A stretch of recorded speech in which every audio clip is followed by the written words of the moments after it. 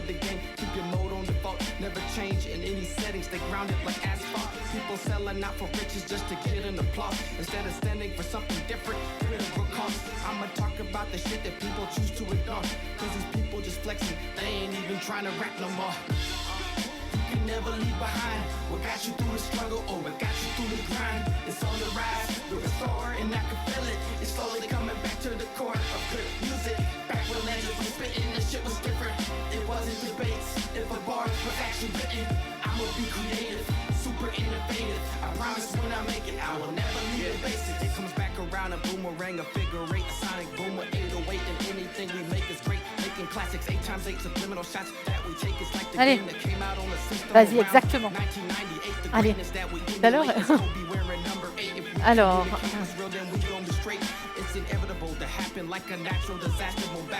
voilà, on va vous inviter à rejoindre vos places respectives.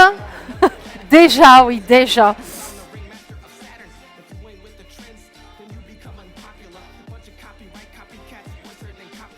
Voilà, en tout cas, ça fait plaisir à voir cet enthousiasme à se retrouver, hein, Lionel? Plus fort.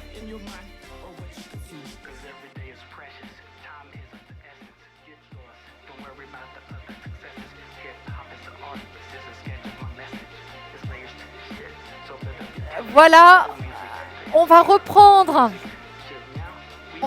la suite de cette matinée.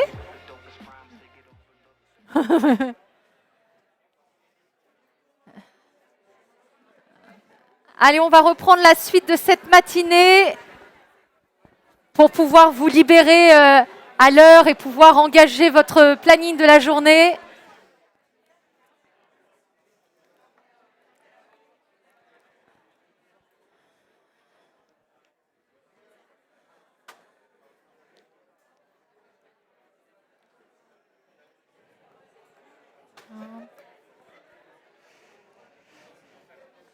Allez, on est reparti pour une petite heure 30 d'échange de nouveau.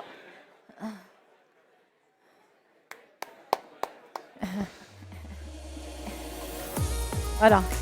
Le café est nécessaire.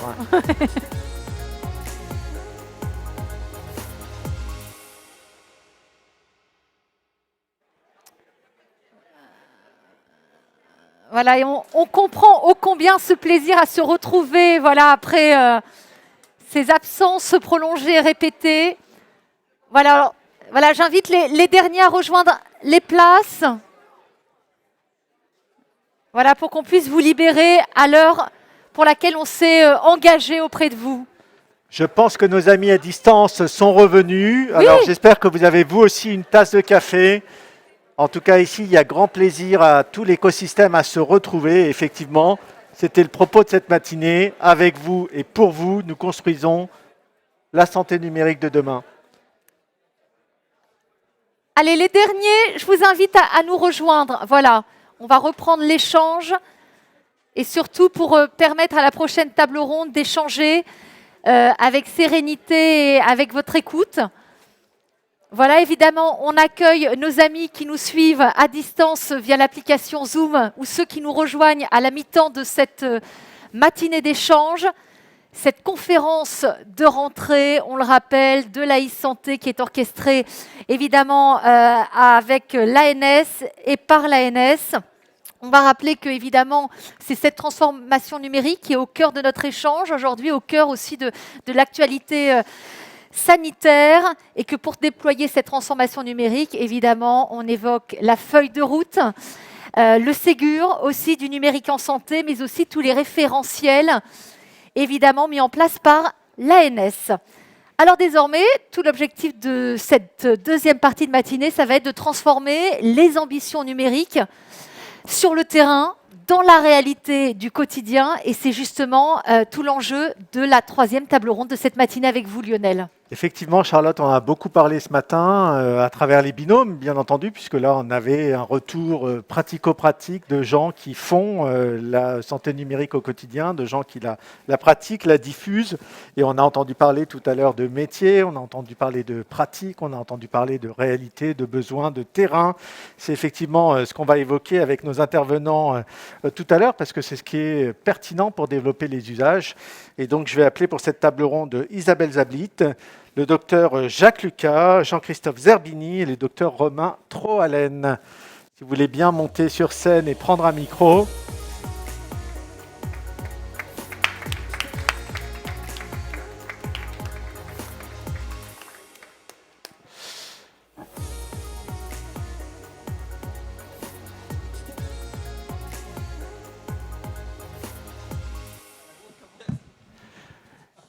Merci à tous d'être là avec nous aujourd'hui sur ce sujet ô combien important, puisque à la fois on fait cette santé numérique pour la redescendre dans la pratique et au terrain, mais comme on l'a dit, c'est une co-construction avec les territoires et le terrain pour qu'elle soit la plus pertinente possible et la plus efficace possible. Romain Troalen, j'ai envie de commencer avec vous, puisque le terrain, c'est un peu vous. Vous êtes médecin généraliste dans le 93, vous êtes cofondateur de Doc & Co, une plateforme d'adressage qui a été au passage talent de la e-santé, prix coup de cœur l'année dernière. Et puis vous co-animez, vous avez cofondé les Staff 5 Amis, qui est un moyen de partager avec vos pairs géographiques, je dirais à la fois à l'hôpital et en ville, sur les pratiques. Ça fait 15 ans, je crois que vous êtes installé comme médecin généraliste. Alors là, je vous sens compter, mais effectivement, quel regard vous portez justement sur ce numérique dans la santé? Est-ce que votre pratique a été modifiée par ça d'ores et déjà, ou qu'en attendez-vous? Écoutez, merci déjà de votre invitation, Lionel. Le terrain et le territoire, effectivement, c'est pas mal de ma vie, puisque depuis la fac, moi, je voulais être médecin généraliste. J'exerce dans le 93 dans une cité. Donc, le terrain, c'est les gens qui vivent, qui travaillent, qui tombent malades, qui sont guéris. C'est la vraie vie, quoi. Et ça a commencé vite, puisque j'ai eu la chance de rencontrer quelqu'un qui avait cette même vision de la collaboration entre professionnels du territoire. C'est le docteur Clément Morin, qui est interniste à l'hôpital Saint-Camille dans le secteur où j'exerce, qui avait cette vision aussi, et avec qui on a décidé effectivement de créer une structure de formation continue. On réunit tous les mois une centaine de médecins généralistes, et puis on discute, et puis on se forme, et puis on devient potes. Et du coup, le lien ville-hôpital dont tout le monde parle, il prend d'un seul coup un vrai sens.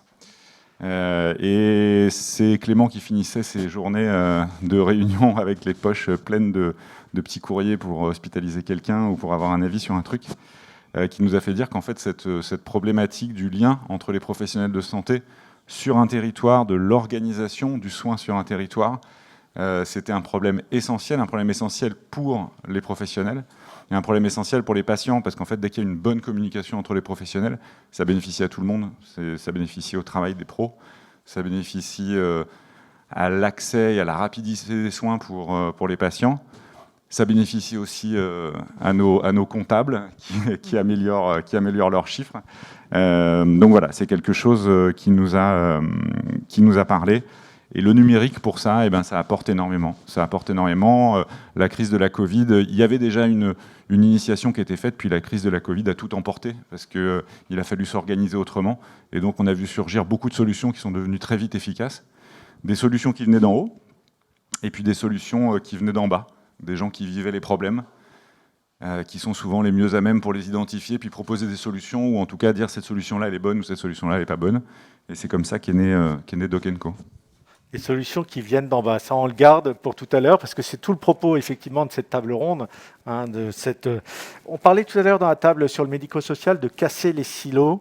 Alors avec les Staff 5 Camille, vous le disiez, c'est l'occasion de faire rencontrer tous les acteurs d'un même écosystème géographique.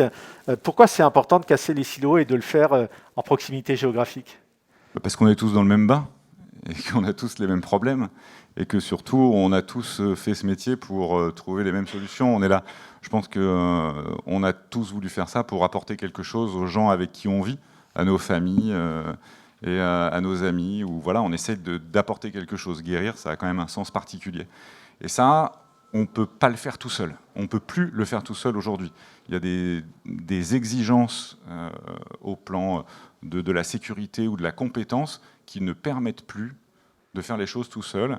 Et donc la collaboration, dans un moment où en plus on est en déficit de professionnels de santé, la collaboration, elle est absolument essentielle pour les patients et pour que le travail se passe bien. Et donc c'est vraiment ce lien qu'on a voulu créer, faciliter cette collaboration. Doc & Co, comme vous l'avez dit, c'est une solution d'adressage. Notre idée, c'était pouvoir donner un canal unique, sécurisé et très simple, quelques minutes pour contacter un collègue, soit sur le secteur, soit un centre expert un peu plus loin, mais en tout cas, avoir tout de suite quelqu'un qui peut nous aider, quelqu'un qui peut organiser la prise en charge. En 3 minutes, j'ai ma réponse.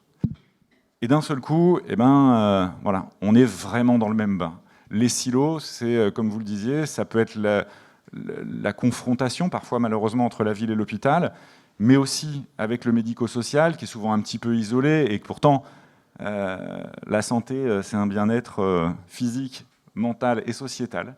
C'est ce que dit l'OMS, c'est-à-dire c'est être bien, et le médico-social, c'est partie intégrante de l'état de la santé des gens.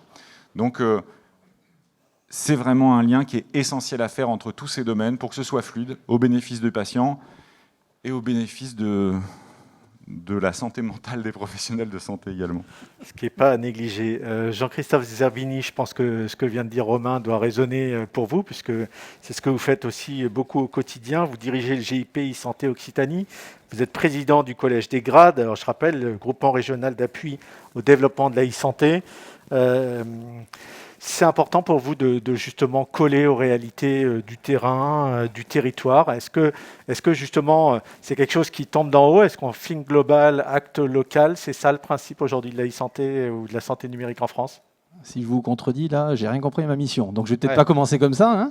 Donc on va dire les choses clairement. C'est un peu piégé. Ouais, mais c'était pas très sympa. Pour autant, ça met bien en valeur les propos qu'on pourrait échanger aujourd'hui autour du rôle des grades, finalement, dans les régions. Il y a une courroie de transmission entre ce qui est pensé, acté, la DNS, l'ANS qui met de façon opérationnelle cette stratégie dans un cadre proposé, imposé aux régions. Et après, derrière, il y a les professionnels de santé qui doivent avoir, j'ai retenu, une santé mentale au top. Mais il y a aussi le patient qui est au bout de tout ça. Et donc, entre ces deux mondes, en fait, il faut qu'on arrive à transmettre une information, un concept, pour qu'il soit appréhendé par le local et ensuite qu'il apporte le gain espéré pour le patient. Et bien, c'est là où les grades rentrent en jeu, c'est-à-dire qu'avec les agences régionales de santé, on porte ces messages au plus près finalement des professionnels et des patients et on joue sur un concept là, qui a permis de bâtir quand même la maison, la célèbre maison de Dominique Plon et de Laura Letourneau, qui est celui du côté humaniste. On veut une santé humaniste, et bien ça passe aussi par des contacts humains. Et la valeur finalement des groupements régionaux d'appui au développement d'e-santé, des grades, c'est d'avoir cette proximité avec les professionnels, de les connaître. Alors on les connaît dans nos régions particulièrement, pour comprendre leurs besoins, leurs pratiques, et pas arriver de façon intrusive dans leur quotidien pour qu'ils changent leurs pratiques et qu'ils utilisent le numérique au quotidien. Donc voilà effectivement le positionnement des grades et ce que l'on fait au quotidien en proximité avec les professionnels de santé. Cette proximité, vous ne l'avez pas qu'avec les professionnels de santé, vous l'avez avec l'ANS aussi, je crois. Voilà, c'est ça, exactement. C'est-à-dire que quand je parlais de courroie de transmission, c'est bien ça. C'est-à-dire qu'il faut aller récupérer de l'information de la direction, une cible à atteindre qui est avec l'ANS, avec un lien effectivement de proximité, et ensuite le transmettre aux régions et aux professionnels de santé, effectivement. Quelles sont les complémentarités justement entre les grades et l'ANS ? C'est un peu ce que je disais, c'est-à-dire que c'est important d'avoir un cadre qui soit partagé. Et donc ça, effectivement, c'est le rôle de l'ANS, Jacques. Là-dessus, vous êtes de toute façon dans votre rôle que de donner les grandes directives, les cibles à atteindre en termes d'usage, parce qu'on est vraiment sur le champ de l'usage.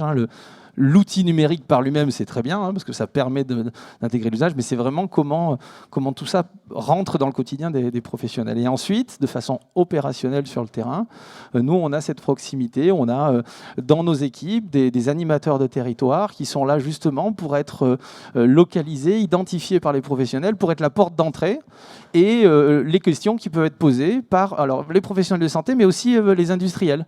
C'est-à-dire qu'on fait aussi un relais sur, tout à l'heure on parlait, alors c'était compliqué et technique, mais alors qu'est-ce qu'il faut l'appréhender de notre côté, ce côté financier, voilà, il y a plein de choses sur le côté financier et ben, en local, on a des startups qui nous appellent en disant attendez, il y a un financement à l'équipement, on n'a pas bien compris. Voilà, ben oui, on va vous expliquer. Donc on fait ce relais-là pour porter la bonne parole, parce que là aussi, un des principes de base sur lequel on s'appuie, c'est de se dire que finalement, il n'y aura pas effectivement de personnes ou d'institutions providentielles. C'est tous ensemble qu'il faut qu'on arrive à faire évoluer ce système de santé. Justement, ce tous ensemble a évolué puisque la gouvernance de l'ANS a changé.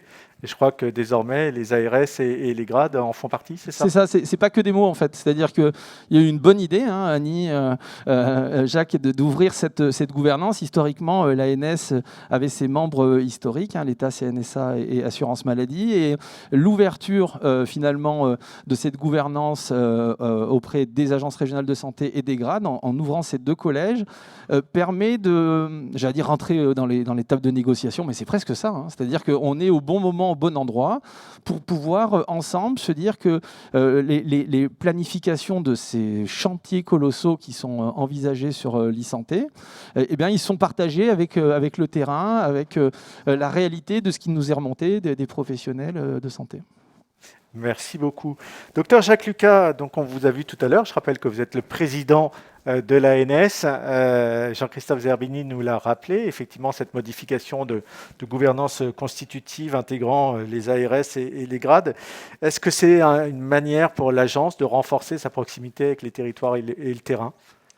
Oui, indiscutablement. Et Annie a eu cette prescience de vouloir modifier la composition de l'Assemblée générale et du conseil d'administration en y intégrant une représentation des ARS et une représentation des grades. Mais avant de m'exprimer, je vais dire que, et je reconnais bien là la malice de Lionel en disant qui sait que Jacques Lucas a tendance à parler longuement, et il a donc fait intervenir deux personnes avant moi, Romain et Jean-Christophe, qui ont parfaitement résumé ce que je pense.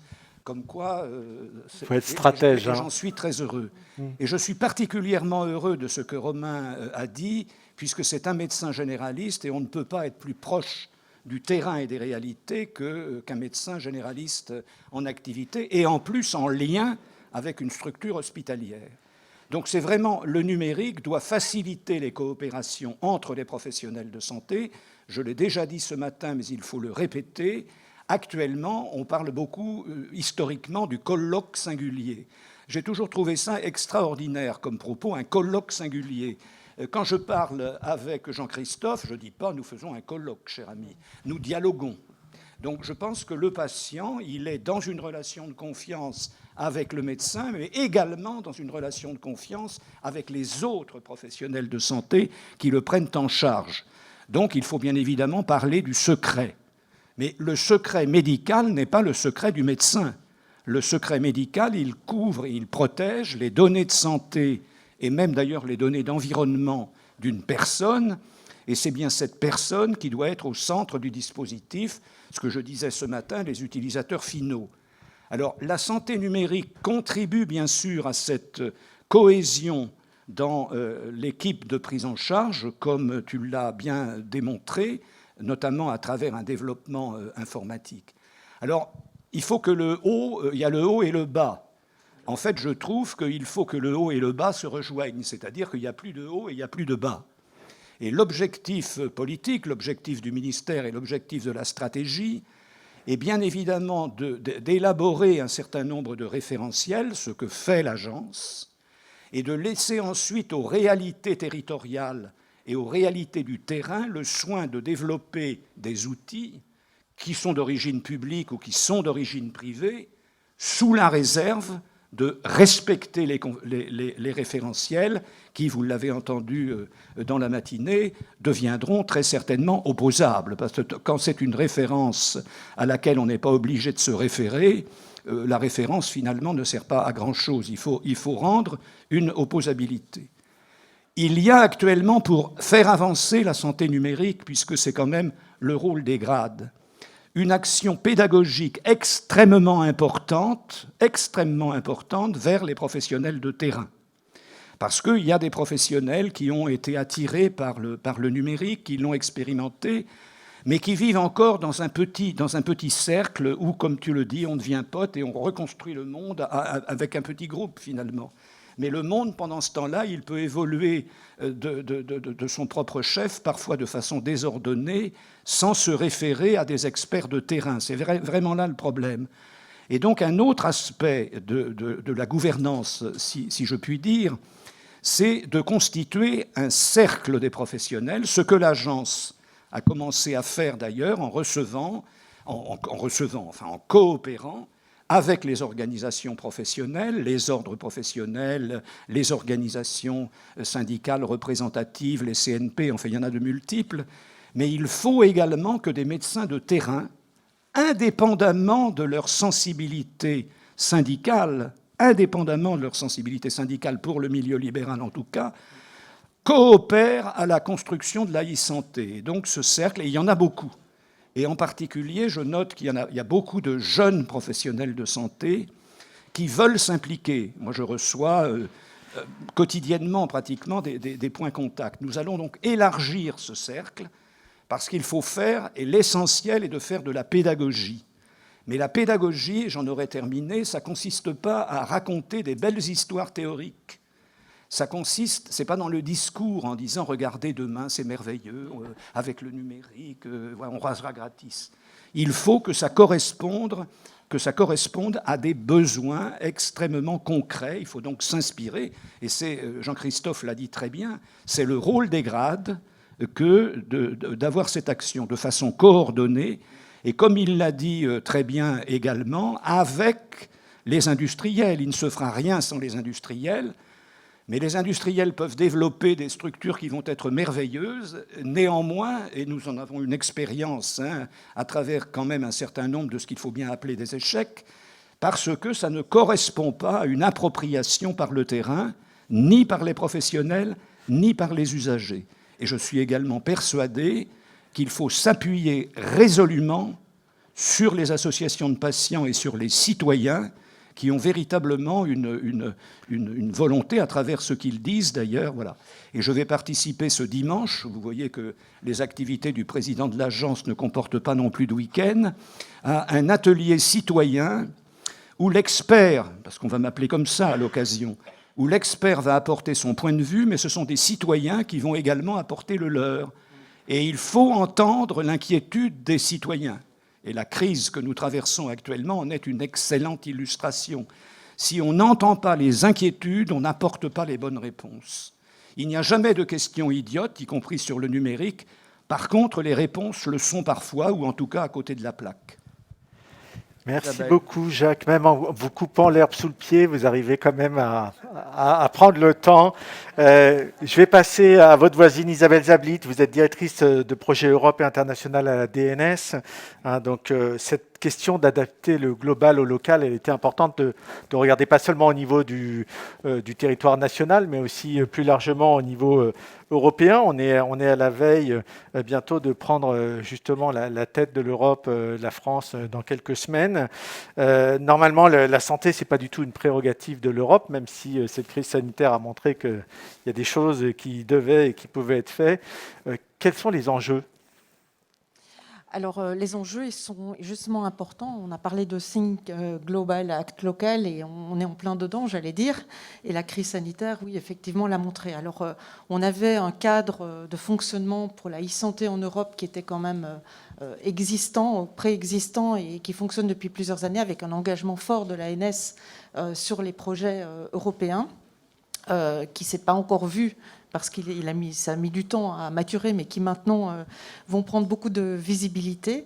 Et l'Europe, pendant la crise, a été capable de faire des choses que Personne n'avait probablement imaginé, même si on se reporte 2 ans en arrière, si on nous avait dit qu'en quelques semaines, pas en mois, pas en années, mais en semaines, l'Europe a été capable de faire des guidelines techniques en open source, de faire le règlement pour accompagner la mise en œuvre et de faire la mise en œuvre, et là je me réfère au pass sanitaire, mais personne ne l'aurait cru, hein, parce que c'était un petit peu à l'opposé de ce que l'Europe pouvait véhiculer, je dirais, comme image en termes de e-santé.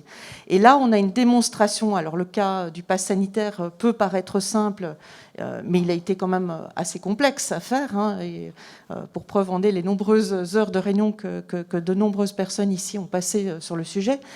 Donc, on a été capable de démontrer que l'Europe était capable de fournir une réponse extrêmement concrète à une attente citoyenne, pour le coup, qui était de reprendre la mobilité. Et ça, sans compter qu'il y avait des attentes économiques, évidemment, derrière, etc. Mais néanmoins, ça a été une démonstration de la capacité de l'Europe à se mobiliser, alors justement que, sur papier, le cadre était quand même un petit peu diffus, puisqu'on a juste une directive sur les soins transfrontaliers, qui est un petit peu mal nommée d'ailleurs, puisque en fait, elle concerne l'accès aux soins de tous les citoyens européens dans l'ensemble de l'Union européenne. Et que ce cadre s'est accompagné de la mise en œuvre d'un réseau de la e-santé en Europe, mais ce n'est pas une structure, on va dire, de gouvernance très établie, très ferme. On appelle ça un réseau informel, d'ailleurs. Mais néanmoins, c'est un réseau qui était en capacité de se mobiliser depuis de nombreuses années sur les sujets de l'interopérabilité européenne et sur la convergence qu'il fallait attendre. Alors, la crise a été un révélateur. Et la puissance politique, c'est comme vous, ça ne vous a pas échappé, emparée du sujet. Et donc tout d'un coup, la e-santé est devenue un sujet majeur à l'agenda politique. Je peux me référer par exemple au discours d'Ursula von der Leyen l'année dernière sur la santé, cette année sur le numérique. Et comme par hasard, on clique un petit peu les deux, j'allais dire. Donc il y a des attentes extrêmement fortes là-dessus. Et il y a des attentes qui viennent principalement, j'allais dire, des territoires d'ailleurs. Parce que si je reprends le terme transfrontalier, s'il y a bien un endroit où l'Europe est très présente, c'est justement dans les territoires et probablement un petit peu moins dans les cercles parisiens d'ailleurs. Donc sur les territoires transfrontaliers, là, il y a une vraie problématique de pouvoir accueillir dignement un patient de l'Union européenne, le prendre en charge, et réciproquement pour un citoyen français d'avoir des soins dans un autre pays de l'Union européenne. Et ce que l'Europe essaye de faire, c'est qu'il y ait un transfert de données sécurisé et un accès aux données dans la langue du pays sur ce point-là. Donc ça, c'est quand même un enjeu extrêmement majeur. Ça répond à une question que chacun d'entre nous s'est posée en ayant un problème de santé lors d'un déplacement ou voire un accident. Donc là, on est vraiment dans le concret du concret. Donc la crise a été un révélateur et permet aussi d'accélérer ces déploiements avec des financements qui vont bien. Donc un enjeu territorial et un enjeu citoyen. Donc ça, ce sont deux éléments assez clés. Et puis ça permet aussi d'aborder la nouvelle ambition européenne en se disant c'est possible. Parce que s'il y avait encore un petit doute, là déjà on en voit la valeur et on sait que c'est effectivement possible, même si on va avoir une complexité un petit peu différente pour mettre en œuvre ce que vous connaissez, je pense, qui est l'ambition européenne de créer un espace européen de données de santé. Donc ça, cet espace européen de données de santé, ça va être d'une grande complexité puisqu'il embarque à la fois le parcours de soins, mais également l'utilisation des données, à la fois pour les politiques publiques, pour à la fois de la recherche, bien entendu, mais aussi pour atteindre, vous savez, ce qui a émergé de la crise, ce qui est la souveraineté industrielle des industries de santé. Donc on a quand même des enjeux qui sont multiples, variés, qui sont chacun d'entre eux assez complexes. Et grande chance pour nous, c'est nous qui allons être à la manœuvre, en fait, à partir du 1er janvier 2022, c'est-à-dire effectivement, et merci de me le rappeler, dans quelques semaines, ça me fait perler des gouttes, évidemment, nous allons être à la manœuvre pour veiller à ce que collectivement en Europe, nous puissions avancer sur cette ambition de manière extrêmement concrète, et ça va passer évidemment par aussi des textes réglementaires, mais aussi des réponses assez pratiques à ces enjeux. Merci beaucoup, Jean-Christophe. Vous voulez réagir ? Il est énorme, ce grand écart. Hein. On arrive à parler de l'Europe et du fond du Gers, du kiné du fond du Gers. C'est énorme. Et donc, c'est là tout l'enjeu, c'est de On réussir a parlé d'avoir... du haut et du bas aussi. On a parlé du haut, du bas, et on l'a Bah, peut-être... dans tous les sens. Dans tous les sens, dans Ouais. tous les sens. Panoramique. Et justement, pour un dernier petit mot, on a parlé de l'Europe et on parlait tout à l'heure du territoire et c'était le sujet de départ. Moi, je tiens vraiment à remercier l'Agence du numérique en santé qui a mis en lumière Doc & Co, qui est une initiative locale de professionnels de santé locaux, qu'une agence nationale ait mis en lumière une initiative de praticiens de territoire. Je pense que c'est un des signes qu'il y a une réelle volonté d'écouter ce qui se passe sur le terrain. Et donc, je voulais remercier pour ça. Merci beaucoup, Jacques. Oui, je voudrais dire un mot en complément de ce que Isabelle vient d'exprimer. Merci Romain d'ailleurs de remercier l'agence au passage. C'est que hier, Annie et Marc Loutrel étaient au Grand-Duché de Luxembourg, en présence, pas de la ministre, mais de son cabinet, sur le sujet des soins transfrontaliers, qui sont du coup des soins transfrontaliers de proximité. Mais il faut savoir également qu'il y a au Grand-Duché beaucoup de Portugais, en fait, et il semble bien qu'il n'y ait pas encore, du moins, de frontières physiques communes entre le Grand-Duché de Luxembourg et le Portugal. Or, en réalité, on peut prendre également l'exemple du Grand Est qui communique régulièrement avec l'Allemagne. Et donc, il y a également une mobilité territoriale vers des États membres de l'Union européenne. Il est donc très important que les agences du numérique, indépendamment ensuite des arbitrages politiques, bien sûr, qui pourront être rendus, que les agences du numérique travaillent ensemble. Et d'ailleurs, actuellement, le directeur de l'agence de e-santé du Luxembourg est toujours un Français, d'ailleurs, mais qui a développé le sujet avec une grande expertise en Bourgogne-Franche-Comté. Donc, cette alliance, il faudra voir comment, sur le plan concret, des travails entre les agences est quelque chose d'extrêmement important sur le plan européen pour la qualité de la prise en charge des personnes et la continuité des soins. Ce qui pose d'ailleurs le problème des dossiers informatisés des différentes structures, leur échange et leur partage, et la prescription électronique de médicaments qui doit bien sûr correspondre aussi, qui devrait en tout cas correspondre aussi à des standards européens sur lesquels il conviendra de travailler. Parce que le terrain, c'est aussi ça. Enfin, les territoires et le terrain, c'est également cela. Alors en fait, juste pour compléter, je remercie beaucoup Jacques Lucas d'avoir fait ce lien. Mais donc concrètement, en fait, ce qui s'est passé au regard de la crise, c'est qu'il y a un plan de relance et résilience européen qui a été mis en œuvre. En France, il s'appelle le Ségur numérique. Donc en fait, dans la vague 2 du Ségur numérique, les points précis que Jacques exprimait, eh bien, ils sont à l'agenda de la vague 2 du Ségur, et c'est totalement dans la logique en fait de ce qu'on vient de dire. Et puis je pense qu'on va avoir à cœur aussi collectivement de montrer à la fois ce qui a été fait en France, de montrer avec fierté les réalisations de la e-santé en France au moment où on prend la présidence de l'Union européenne. Et on va avoir aussi à cœur de répondre à l'appel de l'Europe qui compte bien entendu sur la France pour être un élément moteur de l'accélération qui se passe au niveau national, mais qui donc se passe également au niveau européen. Merci infiniment. C'est vrai qu'il y a de tels enjeux qu'on a du mal à vous interrompre. Conférence à part entière. Exactement, parce que c'est passionnant, puis ça ouvre aussi le champ d'horizon et les perspectives. D'ailleurs, on parlera des ambitions d'Europe aussi dans cette dernière table ronde qui nous attend dans quelques instants. Mais d'abord, des questions, des interrogations, des commentaires sur cette table ronde. Vous avez la parole. Voilà, place à l'interactivité. Est-ce qu'il y a des... Alors peut-être... Élodie, est-ce que de ton côté, tu as des retours de la part de ceux qui nous suivent via l'application Zoom ?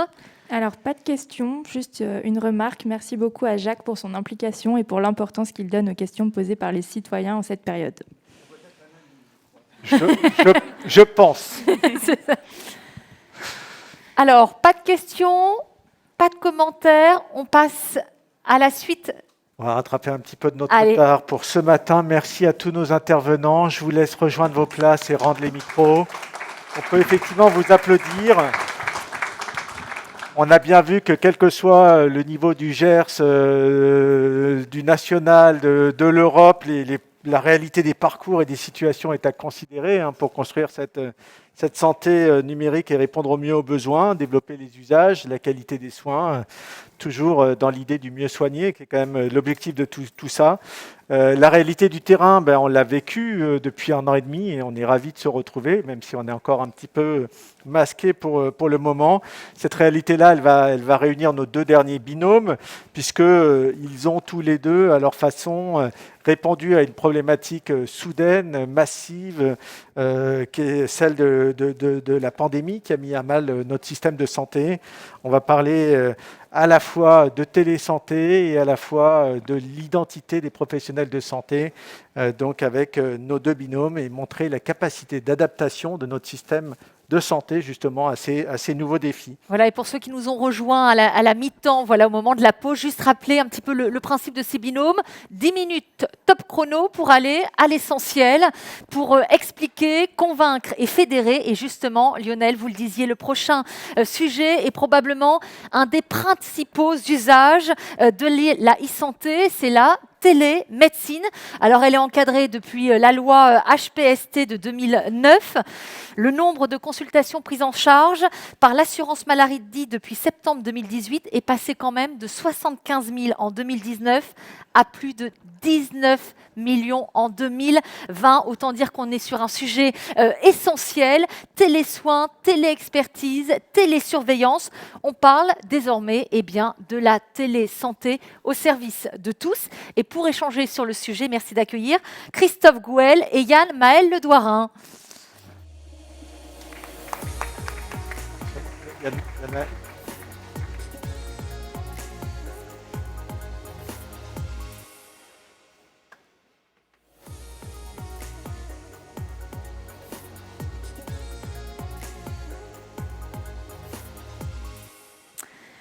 Voilà, quelques mots malgré tout pour vous présenter. Christophe Gouel, vous êtes chargé de relations avec les professionnels de santé à l'ANS.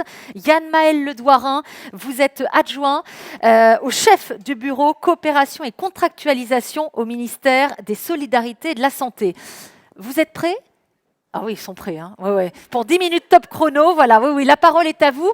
Et je vais, pour introduire votre échange, déjà une petite question sur la télésanté pour resituer un petit peu les contours. La télésanté, c'est une modalité de soins ou un service numérique de tous les experts. Votre regard ? Je vais peut-être commencer. J'ai forcément répondu du soin, parce que sinon je perds mon poste à la DGOS.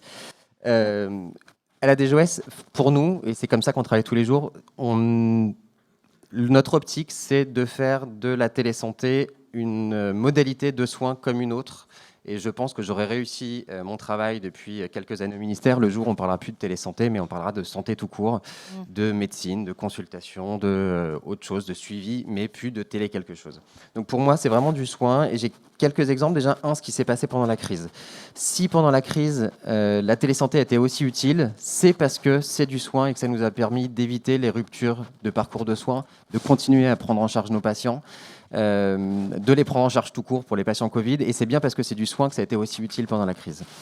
Un autre argument, pour moi, pour dire que c'est du soin, c'est que l'essence même de la télésanté, c'est de remettre du lien, du dialogue, de la coordination, de la coopération, et que c'est l'essence aussi du soin. Et donc c'est, pour moi, un des arguments forts pour dire que c'est d'abord du soin avant d'être du numérique. Mais je pense que Christophe, tu seras pas d'accord avec moi. Alors évidemment, je suis d'accord avec Yann-Maël. La télésanté, la télémédecine, c'est du soin. C'est aussi un service numérique. C'est un service numérique parce que c'est dans la définition de ce que c'est que la télésanté. C'est du soin, mais qui repose sur des nouvelles technologies. Ce tiers technologique, il propose 2 types d'actions qui sont vraiment spécifiques au numérique. D'une part, c'est l'échange interpersonnel qui va se faire à distance. Et d'autre part, c'est l'échange dématérialisé des données de santé. Le bien fondé, la bonne action de ces 2 points, il oblige ce tiers technologique à respecter un certain nombre d'exigences technico-fonctionnelles. Je dirais même que le tiers technologique, il a le devoir de respecter ces exigences technico-fonctionnelles pour que, en contrepartie, le patient et le professionnel de santé aient des droits. Ces droits, c'est évidemment le droit à la confidentialité des échanges, c'est aussi le droit à une certaine sécurité dans les pratiques, Par exemple, la sécurité pour le patient, d'avoir l'assurance que le professionnel de santé est bel et bien un professionnel de santé et pas un usurpateur. De la même manière que pour le patient, pour le professionnel de santé, il a aussi l'assurance que l'identité du patient est bien celle qui décline. Cette confiance dans la réalité de l'identification et de l'authentification, elle repose sur le respect de référentiels. Ces référentiels sont là pour nous rappeler que le télésoin, c'est aussi un service numérique, et le respect de ces référentiels garantit les pratiques qui sont bel et bien des pratiques de soins. Alors vous connaissez bien puisque vous avez travaillé ensemble. Si vous deviez aller revenir sur les temps forts, les grandes étapes qui ont marqué le développement de la télémédecine, ce seraient lesquelles, et peut-être aussi les prochaines étapes, celles à venir? Je peut-être. Alors, je pense que sur la télésanté, les étapes, il y en a quelques-unes certainement, mais ce qui est important, c'est aussi de se rappeler d'où on part. Il y a un peu plus de 3 ans, il n'y a pas si longtemps, la télésanté, on n'en parlait pas, c'était le champ des expérimentations. Elle rentre dans le droit commun il y a à peu près 3 ans, là, en septembre 2018, donc ça c'est une date importante. Mais après, les pratiques restent assez confidentielles, enfin marginales presque. On avait fait un baromètre sur la télésanté à l'Agence du numérique fin 2019-2020. Et on montrait qu'à fin 2019, donc à 1 an après l'entrée dans le droit commun et à la veille de la crise, seulement 6% des patients avaient déjà eu une téléconsultation et seulement 13% des professionnels de santé l'avaient effectué. Et puis là, arrive le coronavirus et là, tout bascule, quoi. Effectivement, c'est un des points que je voulais... qui m'a marqué, moi, pendant ces 4 ans sur lesquels on a bossé. Alors, on va commencer par la fin, c'est-à-dire la crise qui est actuelle. Ça a été un grand chamboulement et c'était extrêmement rapide. En l'espace de quelques jours, collectivement, parce que c'est pas le ministère, c'est pas juste c'est pas juste nous par les dérogations, c'est le terrain a été capable de mettre en place la téléconsultation et d'autres pratiques. Il y a eu de la télésurveillance, il y a eu de la téléexpertise et le télésoin aussi, très rapidement, avec une explosion des usages parce que le besoin concret était présent. C'est-à-dire que le besoin et l'outil, la modalité se sont enfin rencontrés à ce moment-là. Et donc, il y a eu une explosion. On est passé de 140 pour être exact, 1000 téléconsultations en 2019 à 18,4 millions en 2020. Là, on est revenu sur un peu une routine. On est à 1 million par mois. Et ça fait 65% des médecins libéraux qui ont fait au moins une téléconsultation en 2020 et plus de 15% des patients, des Français, qui ont pu accéder à ces pratiques. Donc il y a vraiment une réelle explosion des pratiques. Ça a été assez passionnant à suivre et on est beaucoup dans la salle à avoir eu des contacts, à avoir échangé pour permettre ça. Et d'ailleurs, merci à tous de nous avoir accompagnés parce que sans vous, on ne l'aurait pas fait, les professionnels n'auraient pas pu le faire aussi facilement. Et donc c'est vrai que ça a été C'est difficile de dire une belle expérience parce que la crise sanitaire n'est pas une belle chose, mais en tout cas sur la télésanté, ça a été une vraie explosion. C'est vrai que, moi je me rappelais plus, chaque fois que je réentends les chiffres, c'est vraiment faramineux. Je pense que quelque part, une des chances qu'on a eues collectivement dans la gestion de cette crise sanitaire, c'est que quand le coronavirus arrive, quelque part la maturité sur le sujet de la télésanté, elle est là. Elle est déjà passée dans le droit commun, il y a déjà un code acte. Les industriels proposent déjà des solutions pour l'effectuer. Nous, avec le ministère, avec Yann, on travaillait déjà à l'agence à la rédaction du référentiel, ce qui a permis lors du premier confinement de faire un référencement très rapidement de l'ensemble des solutions pour apporter un peu de la lisibilité aux acteurs, que ce soit les patients ou les professionnels de santé. Et quand le coronavirus il arrive, et ben là, les professionnels de santé ont à leur disposition un outil qui est geste barrière compatible. Et ça, c'est quand même énorme. Et on n'a peut-être pas assez insisté là-dessus, mais ça a aussi permis à la population, à tous les patients qui avaient des pathologies chroniques, de ne pas être en rupture de soins par rapport à ces pathologies chroniques. Et puis, c'était tellement formidable d'avoir des outils gestes barrières compatibles que rapidement, on a pu prendre en charge les patients Covid à distance.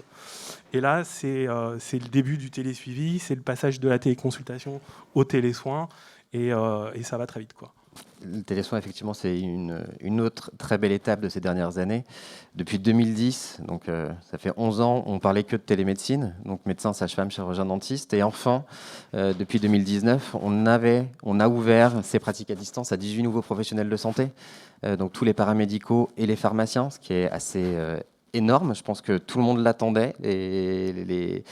Les patients l'attendaient, mais surtout les professionnels l'attendaient. Il n'y avait plus de raison qu'on reste focalisé comme ça sur la télémédecine comme on l'était depuis 10 ans. C'était une grande avancée qui a été accélérée par le Covid, forcément, avec la mise en place de dérogations. Mais maintenant, voilà, que les choses vont revenir à la normale, il y a le droit commun qui va arriver. Il y a des prises en charge. Les orthophonistes et les orthoptistes qui ont déjà négocié des prises en charge avec l'assurance maladie. Ça va se mettre en place et j'ai aucun doute que les soignants paramédicaux et pharmaciens vont s'engouffrer dans ces nouvelles modalités de pratique. Moi, je pense que tu seras d'accord, mais je pense que la grande chance pour la télésanté et son facteur clé de succès, c'est sa grande acceptabilité par les acteurs, que ce soit à la fois les citoyens, les patients ou les professionnels de santé. Encore une fois, je me réfère au baromètre qu'on avait fait. C'était un baromètre qui avait trois récurrences, mais à chaque fois, sur l'item d'acceptabilité, l'acceptabilité n'a cessé d'augmenter pour atteindre des taux de satisfaction de 80%.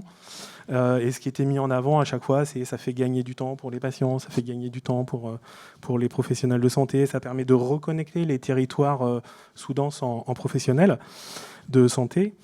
Lors de la dernière séquence de ce baromètre, on avait fait un petit comparatif européen. Et cette télésanté, elle est acceptée dans tous les pays européens, mais c'était en France que l'accessibilité était la plus forte. Et ça, je pense que c'est vraiment de très bon augure pour le développement des usages. C'est de très bon augure, mais ça nous oblige aussi. Ça nous met un défi collectif, c'est de pérenniser les usages. Il y a eu la crise, il y a eu besoin, on s'y est tous mis, mais maintenant, voilà, qu'est-ce qu'on fait? Et nous, notre souhait, c'est que vraiment la télésanté puisse être un outil du quotidien à la main des professionnels de santé et au bénéfice de tous les patients. Le but, c'est pas de se dire il faut atteindre tant de chiffres. Il n'y a pas d'objectif en termes d'usage et ça serait inopérant. Le bon usage, c'est celui qui arrive au bon moment pour le bon patient.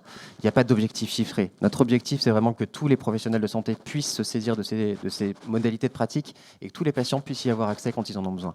Donc on a un vrai objectif de pérennisation.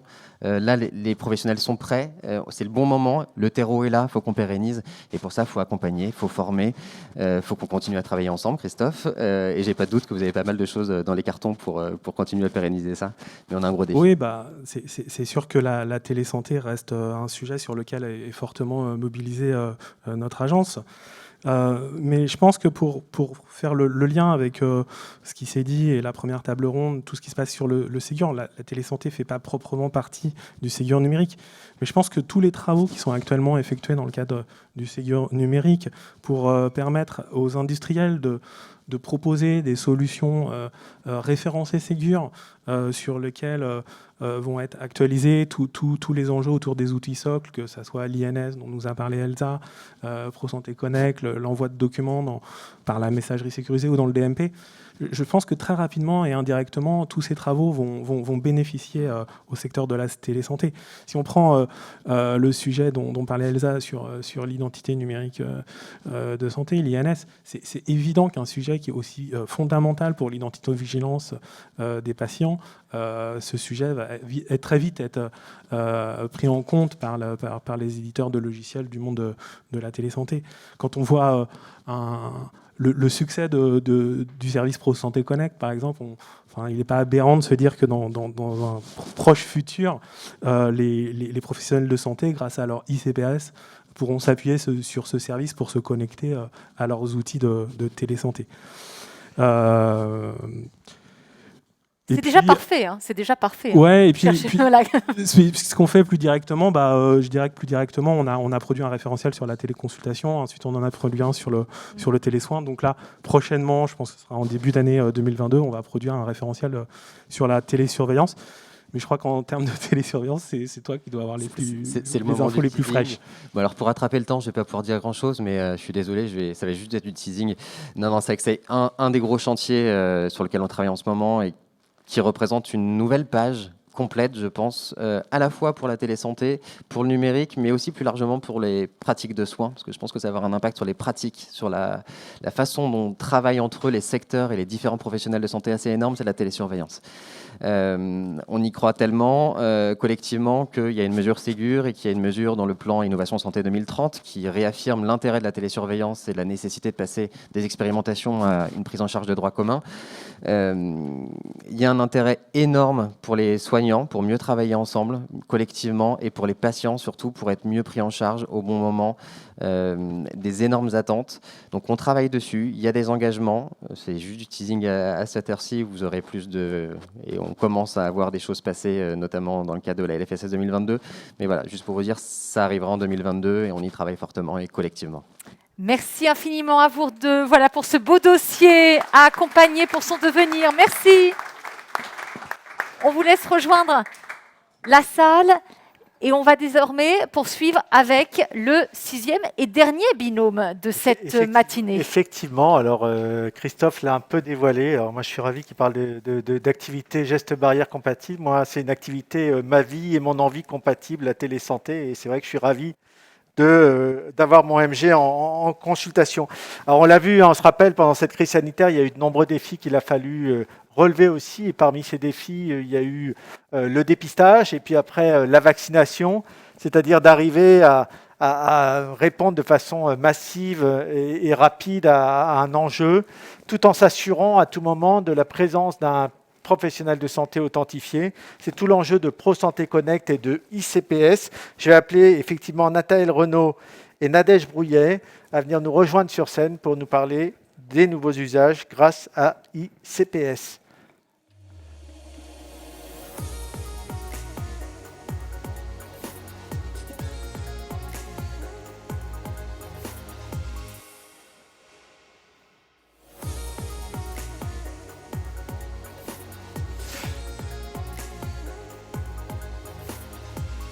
Donc Nathaël Renaud, vous êtes responsable du portail industriel à l'ANS et vous, Nadège Brouillet, vous êtes manager national des CISPS. Alors j'ai découvert ce que c'était, les correspondants informatiques qui répondent et qui accompagnent les professionnels de santé dans tous les usages qu'ils ont à la CNAM. Donc vous allez nous parler des nouveaux usages liés à ICPS et ProSanté Connect. Vous avez eu l'occasion de beaucoup travailler ensemble ces derniers mois sur cette question. Donc je fais partir le chrono et c'est à vous. Merci. Bonjour à tous. Donc, tout au long de la matinée, il y a 3 thèmes qui sont beaucoup ressortis. Le numérique, évidemment. L'humain aussi. On a vu que c'est un trait commun de toutes les expériences sur lesquelles on vous a témoigné ce matin. Et les usages. Tout ceci ne sert qu'à répondre aux usages. Et c'est là qu'on va témoigner ensemble avec Nadège aujourd'hui. Alors, je vais remonter un petit peu dans le passé. Dans les années 90, au moment où l'ANS, qui ne s'appelait pas encore ANS à l'époque, a créé la CPS, aux cartes de professionnels de santé. Alors, pourquoi je vous parle de la CPS ?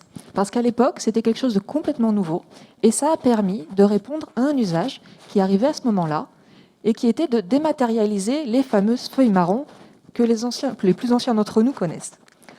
Aujourd'hui, ces feuilles marron, on les voit quasiment plus, tout est dématérialisé.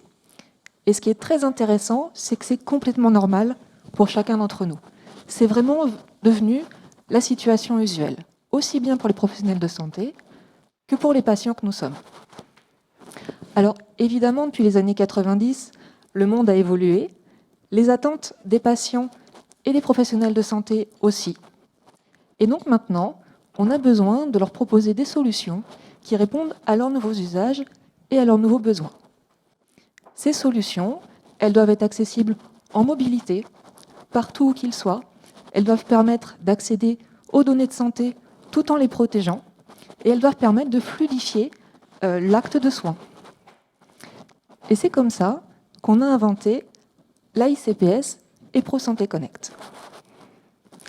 Alors, l'ICPS, c'est une application mobile. Ça permet aux professionnels de santé d'avoir son identité avec lui, pour pouvoir accéder en mobilité, de manière simple et en toute sécurité, à ces services de santé. La ICPS, elle fonctionne avec ProSanté Connect, qui est le fournisseur d'identité du monde de la santé. Et alors, Aujourd'hui, j'ai demandé à Nadège Brouillet de m'accompagner dans cet échange, parce que cette ICPS, elle nous a permis de répondre de manière rapide à la crise du Covid. Et donc, elle va pouvoir nous expliquer comment ça s'est mis en place de manière très concrète, et notamment grâce à ces fameux CIS. Alors, bonjour à tous. Alors, les CIS, oui, ce sont les correspondants informatiques services auprès des professionnels de santé. Donc, effectivement, c'est un réseau qui est peu connu. Donc, il y en a plus de 500 en France dans les différentes caisses d'assurance maladie. Et ce sont les interlocuteurs privilégiés des professionnels de santé. Ils promouvoient les téléservices auprès des professionnels de santé et également, ils les assistent d'un point de vue technique. Donc, ce qu'il faut savoir, c'est que lorsqu'on a lancé, par exemple, pour citer un exemple concret, la campagne des tests antigéniques en France, donc on a commencé avec les pharmacies. Et les pharmaciens se sont rapidement retournés vers les CIS en faisant remonter une problématique majeure. Leur carte CPS était tout simplement dans l'ordinateur central des pharmacies. Et comme vous avez dû le constater, parce que tout le monde s'est fait plus ou moins fait faire un test antigénique, c'était sanctuarisé dans des barnums avec des ordinateurs spécifiques. Et donc, il était nécessaire d'avoir une connexion à partir de la ICPS, à partir d'une CPS.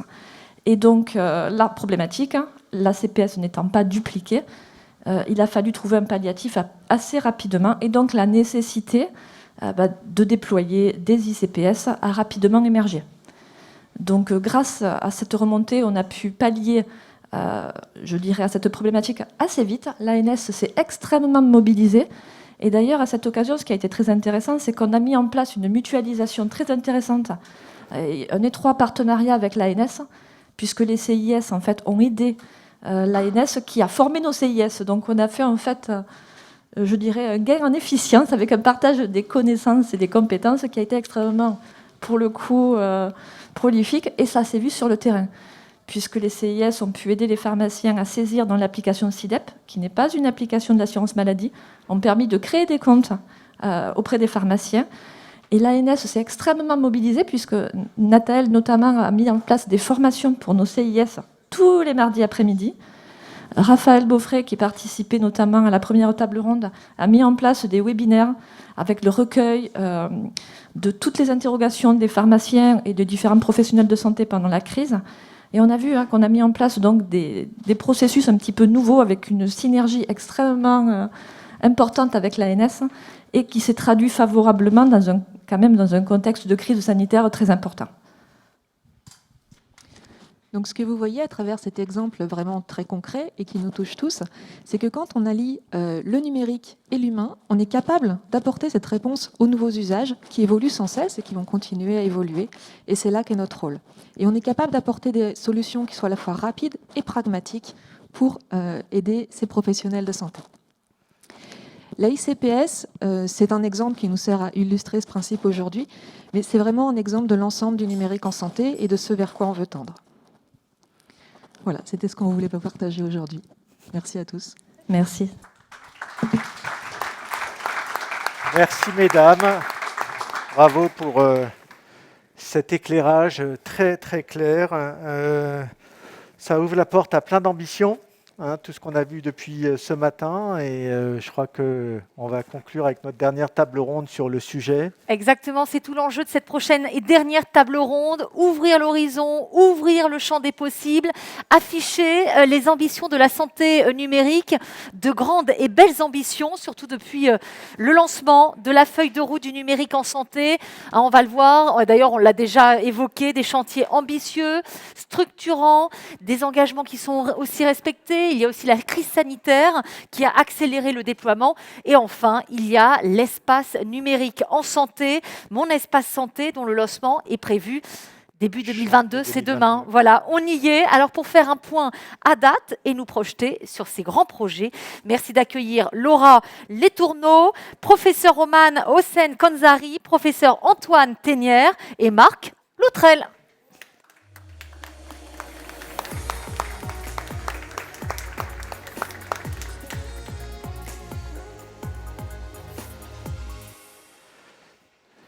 Voilà, on va...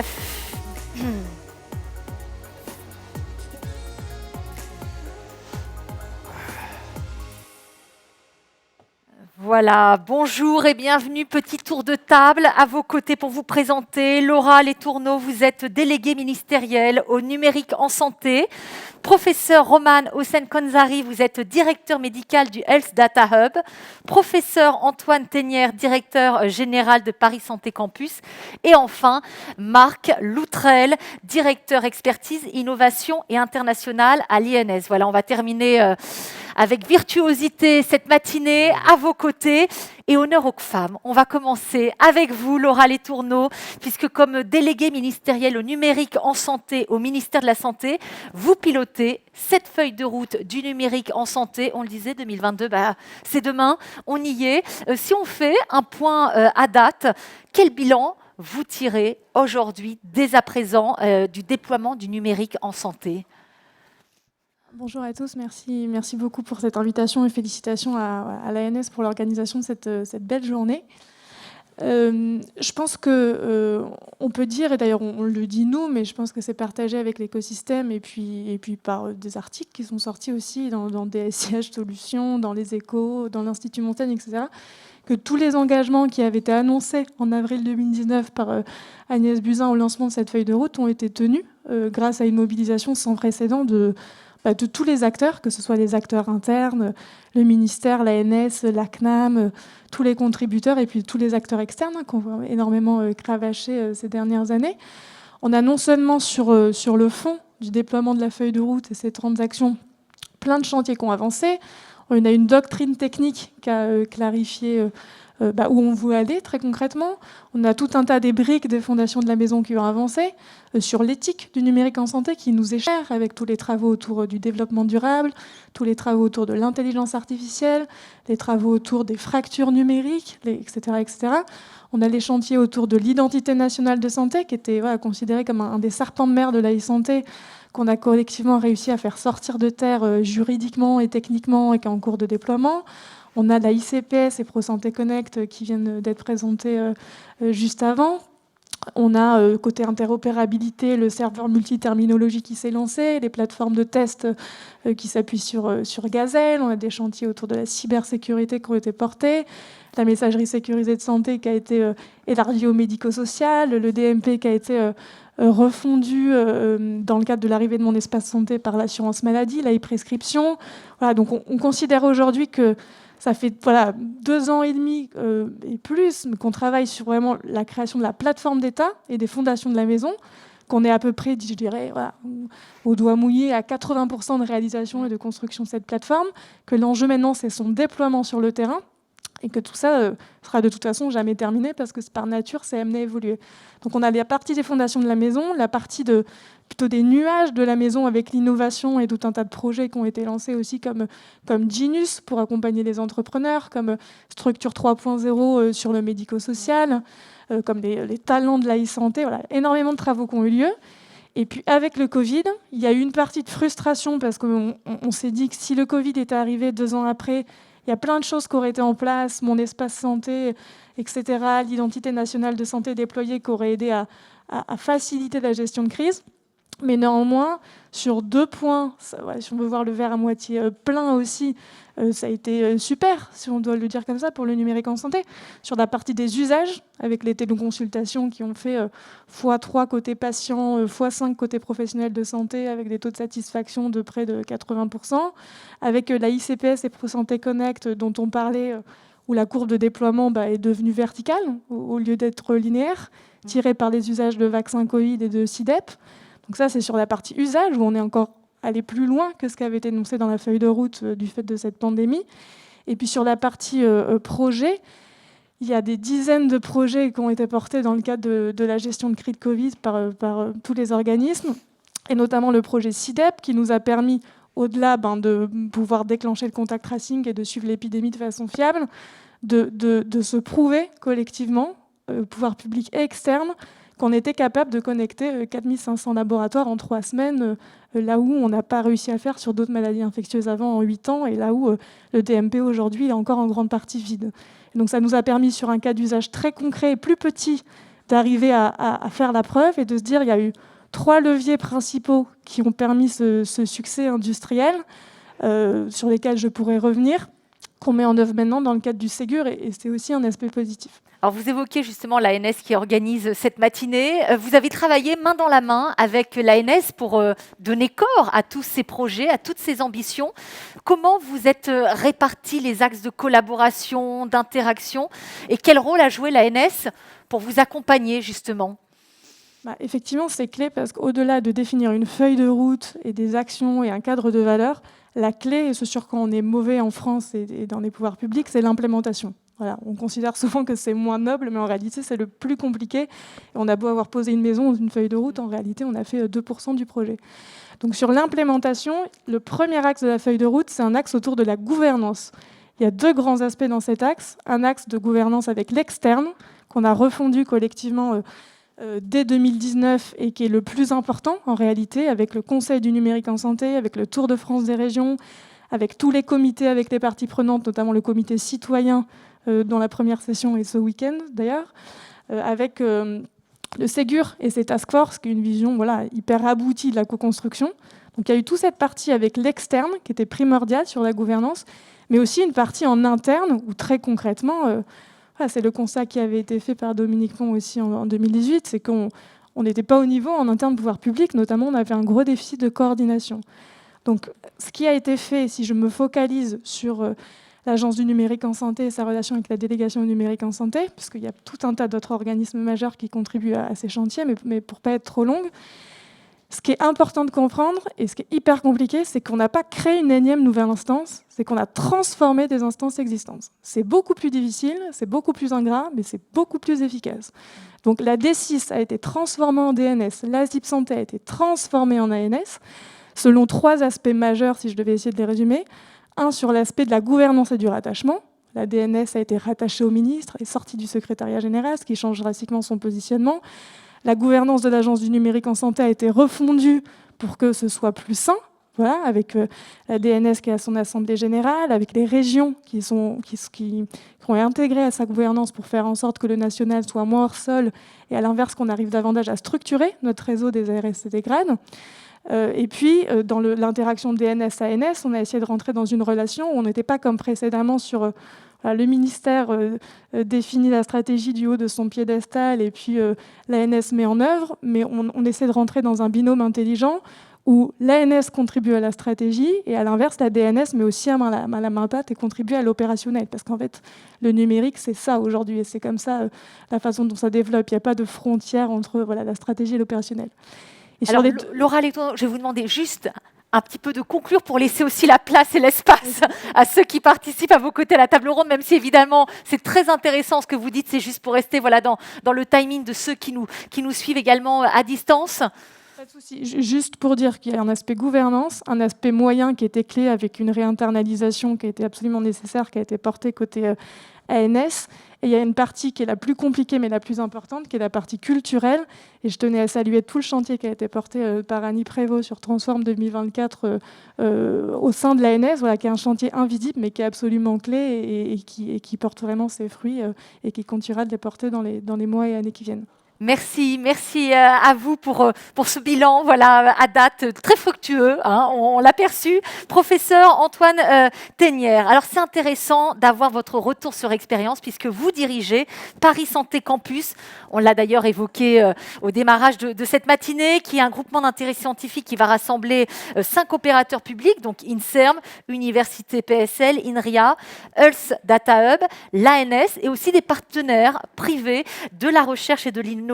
Alors, je rappelle que Paris Santé Campus sera le cœur de la recherche et de l'innovation de la e-santé en France. On peut dire que c'est un petit peu le symbole de l'expertise française.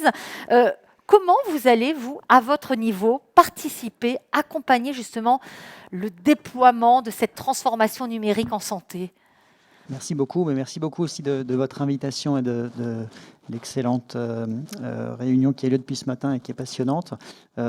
Paris Santé Campus, donc vous avez parfaitement bien résumé ce que c'est, j'en dirai un petit mot, mais à mon avis, 3 grands axes qui peuvent servir les ambitions qu'on porte à travers tous ces sujets numériques en santé. Un axe fédérateur, rassembleur, un axe catalyseur et puis un axe accélérateur que je vais développer. Mais en fait, avant ça, je voudrais dire que cet élément visible et emblématique, effectivement, qui est Paris Santé Campus, il est possible aujourd'hui à travers ce que Laura a synthétisé en 3 minutes 30, qui est un chantier énorme porté par beaucoup de monde et qui a été mis en avant également par l'ANS, par le Health Data Hub, qui sont vraiment une transformation exceptionnelle qui permet aujourd'hui au numérique en santé d'aboutir à une phase qui va être de plus en plus visible.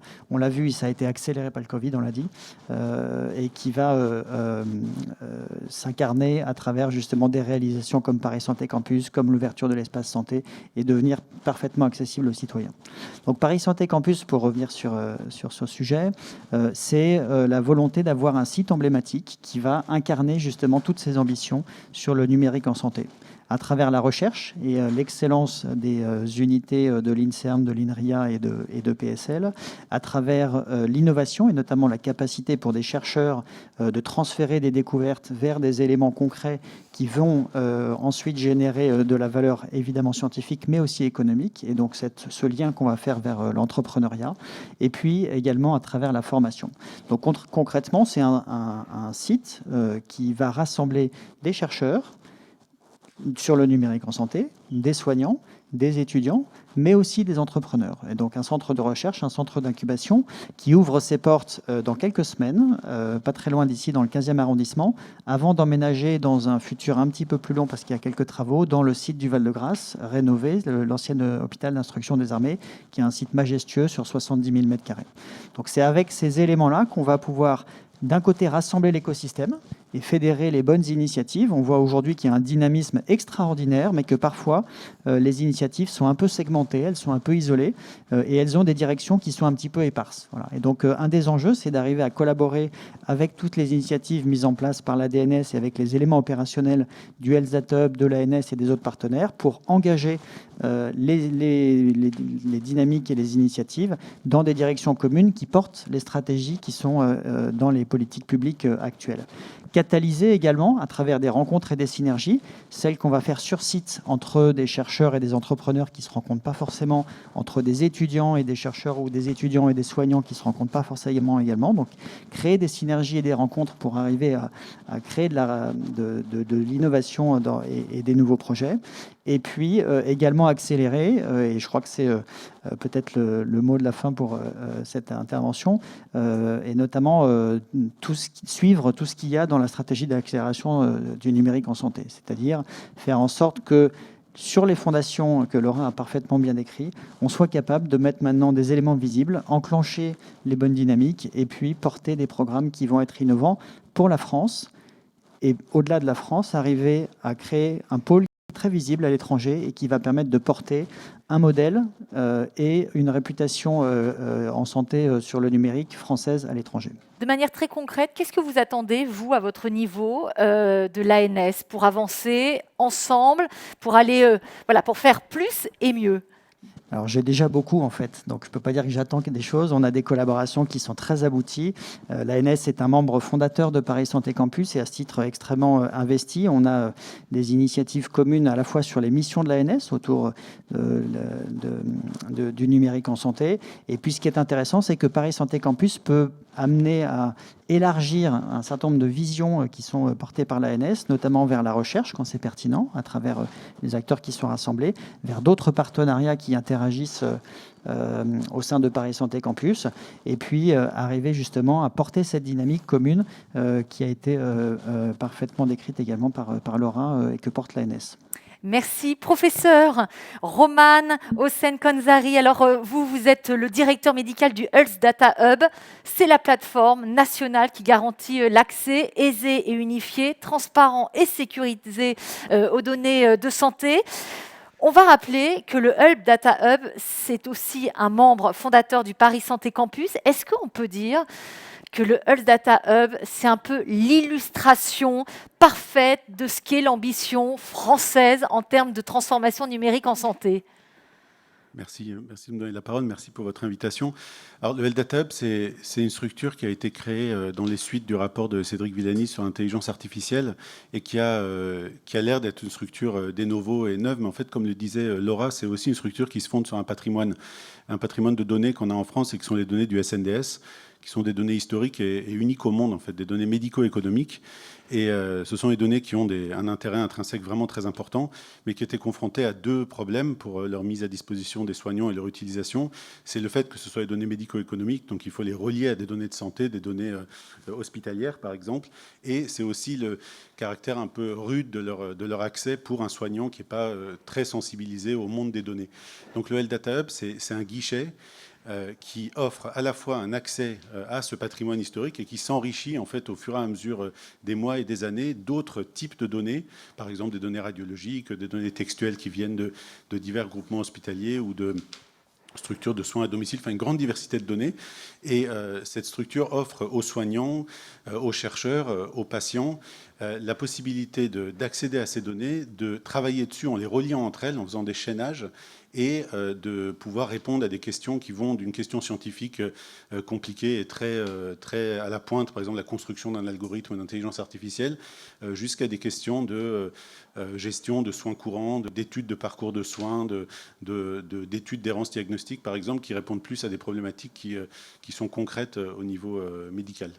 Et cette structure, donc, elle est accessible à l'ensemble de la communauté scientifique et médicale sur la base de projets d'intérêt public. Donc on peut accéder à ces données, travailler dessus, et il y a toute une équipe au sein du Health Data Hub qui va des data scientists, une équipe juridique, toutes sortes de gens qui permettent de construire des projets. Voilà, et on imagine que tous les sujets, même un peu techniques, qui ont été abordés ce matin, qu'il s'agisse du déploiement ou le développement justement de cette transformation numérique, on imagine que ça va aussi servir la mission première et la raison d'être du Health Data Hub. Alors bien sûr, parce que la donnée de santé en soi, la donnée de santé brute, c'est quelque chose qui est très difficilement utilisable. Donc un des grands défis de la construction de données, de bases de données de santé utilisables et utiles à la science et aux soins, c'est de sensibiliser les gens qui travaillent sur ces données et qui les collectent au fait de devenir des experts en fait, dans la création de bases de données. Et ça passe aussi par un travail sur lequel est engagé le Hub, c'est de travailler avec les soignants, avec les gens qui sont au cœur de la collecte des données, pour renforcer cette culture de construction de bases de données scientifiquement solides avec des perspectives d'utilisation. Mais également, il y a aussi la perspective financière, évidemment, d'avoir les moyens en fait, de créer ces bases de données. On travaille aussi au Health Data Hub à essayer de créer les conditions pour que cette collecte de données puisse se faire avec les moyens les plus adaptés. Et par exemple, on était ce matin en discussion avec l'assistance publique et on converge sur l'idée qu'il faut qu'il y ait un engagement d'État très fort pour soutenir la création des bases de données hospitalières et de la politique de données en général, pour que cette politique de données ne soit pas dépendante d'appels d'offres multiples et de recherche constante de financement. Et tout ce travail qui se fait à l'ANS et dans le cadre de cet élan autour de la donnée de santé va bien sûr contribuer à créer les conditions pour que la construction de ces bases soit la plus facile et la plus accessible possible aux soignants. Alors justement, on va parler d'innovation avec vous, Marc Loutrel, puisque vous représentez l'ANS au cœur de cette table ronde. Vous êtes directeur innovation et expertise. Alors on le sait, l'ANS, on l'a dit depuis ce matin, est très impliquée dans son écosystème et inversement. C'est un allié fort, c'est un maillon essentiel. À quel niveau elle peut faire justement la différence? À quel niveau elle est une valeur ajoutée dans cette transformation du numérique, cette transformation numérique du système de santé français? L'ANS peut faire vraiment la différence, puisque déjà elle définit les règles de communication de données. Je pense que ça a été rappelé par pas mal d'interlocuteurs, mais également des règles sur la structuration des données. Donc si demain on veut pouvoir avoir une santé orientée patient et développer des nouveaux services, il va falloir déjà commencer par structurer nos données. C'est effectivement un des enjeux du Ségur. Donc commençons par les règles, mais les règles, ce n'est pas la seule chose. C'est également fournir des services finalement au bénéfice de tous. Laura a cité le serveur multiterminologie. Concrètement, le serveur multiterminologie, c'est 32 terminologies, 700 000 termes que l'on fournit donc, aux industriels, aux établissements de santé qui vont pouvoir structurer leurs entrepôts, par exemple. Donc l'ANS, également, par rapport à cela, intervient avec toute son expertise dans le cadre du Ségur numérique pour spécifier tous les dossiers de référencement, mais également mettre en œuvre concrètement le référencement des éditeurs. Et donc avec nos partenaires, donc côté assurance maladie, avec la DNS évidemment, et également avec l'Agence des services de paiement de l'État. Donc ça, c'est du très concret. C'est comment on passe de la stratégie finalement à l'implémentation, parce qu'effectivement, sinon, ça restera effectivement des guides de bonne référence. Et puis on intervient également côté ANS sur le déploiement concrètement, hein, parce qu'effectivement il va falloir aussi faire en sorte que, si on résume, cela soit déployé donc auprès des régions, auprès des industriels, auprès des professionnels de santé. Donc cette phase de déploiement est majeure à la fois sur le secteur numérique, mais sur d'autres aspects. On a parlé cybersécurité aujourd'hui, j'ai retenu cet élément qui nous touche tous, parce que l'actualité se rappelle à nous. Et concrètement, sur la partie cybersécurité, quand on regarde, on a un peu les mêmes problématiques finalement. Et ce qu'on apporte concrètement, l'ANS, c'est à la fois des référentiels, mais aussi des réponses très concrètes, hein. À la fois avec des webinaires, mais également aussi des outils comme des outils de cybersurveillance qui peuvent être utilisés par les établissements de santé gratuitement, donc soit concrètement à la demande de ces établissements de santé, soit en mode un peu self-service, où ils peuvent ensuite finalement prendre les rapports qui sont fournis pour améliorer leur propre maturité en termes de cybersécurité, puisque c'est un des enjeux majeurs. Et puis pour finir, il y a l'aspect usage, l'innovation. Donc sur cet aspect-là, l'ANS apporte énormément pour l'accompagnement sur les nouveaux usages. On a parlé beaucoup de télésanté. Donc on va effectivement, évidemment, participer activement à la création des référentiels de télésurveillance qui ont été mentionnés plus tôt. Mais c'est un des aspects. Et aussi, on va essayer d'implémenter des choses très concrètes, hein. Donc, par exemple, on va faire un POC avec la Haute Autorité de Santé autour de l'aide à la décision, puisque c'est un des enjeux dans les nouveaux usages, hein, en plus de l'aide à la prescription. Donc voilà, en gros, en résumé, en quelques mots, ce que l'ANS peut apporter, ce qu'elle apporte déjà et ce qu'elle va continuer à apporter dans le futur. Vous évoquiez justement ce déploiement, on parlait de l'Europe il y a quelques minutes. À l'échelle européenne, le déploiement à l'échelle européenne de la France à l'Europe, il n'y a qu'un pas. L'ANS va y contribuer, va y participer, et si oui, à quelle mesure, à quel niveau ? Alors en fait, l'ANS est mobilisée depuis 2016 sur les projets européens, donc ça c'est du très concret.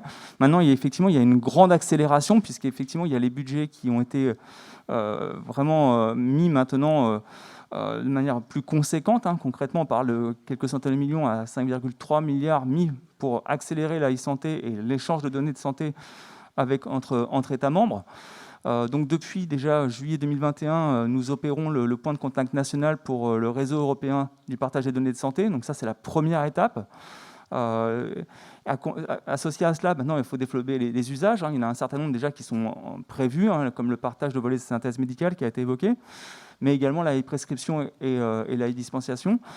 Côté concrètement cas d'usage que nous mettons en œuvre, d'ores et déjà, c'est permettre aux professionnels de santé d'accéder aux volets de synthèse médicale des citoyens des autres États membres qui sont raccordés à ce réseau européen. Donc ça, c'est du très concret. Donc effectivement, ça a été mentionné par notre président. Nous étions au Luxembourg avec Annie, notre directrice générale, et concrètement, on essaie de pouvoir... on va mettre en œuvre en 2022, c'est pas qu'on va laisser, c'est qu'on va le faire.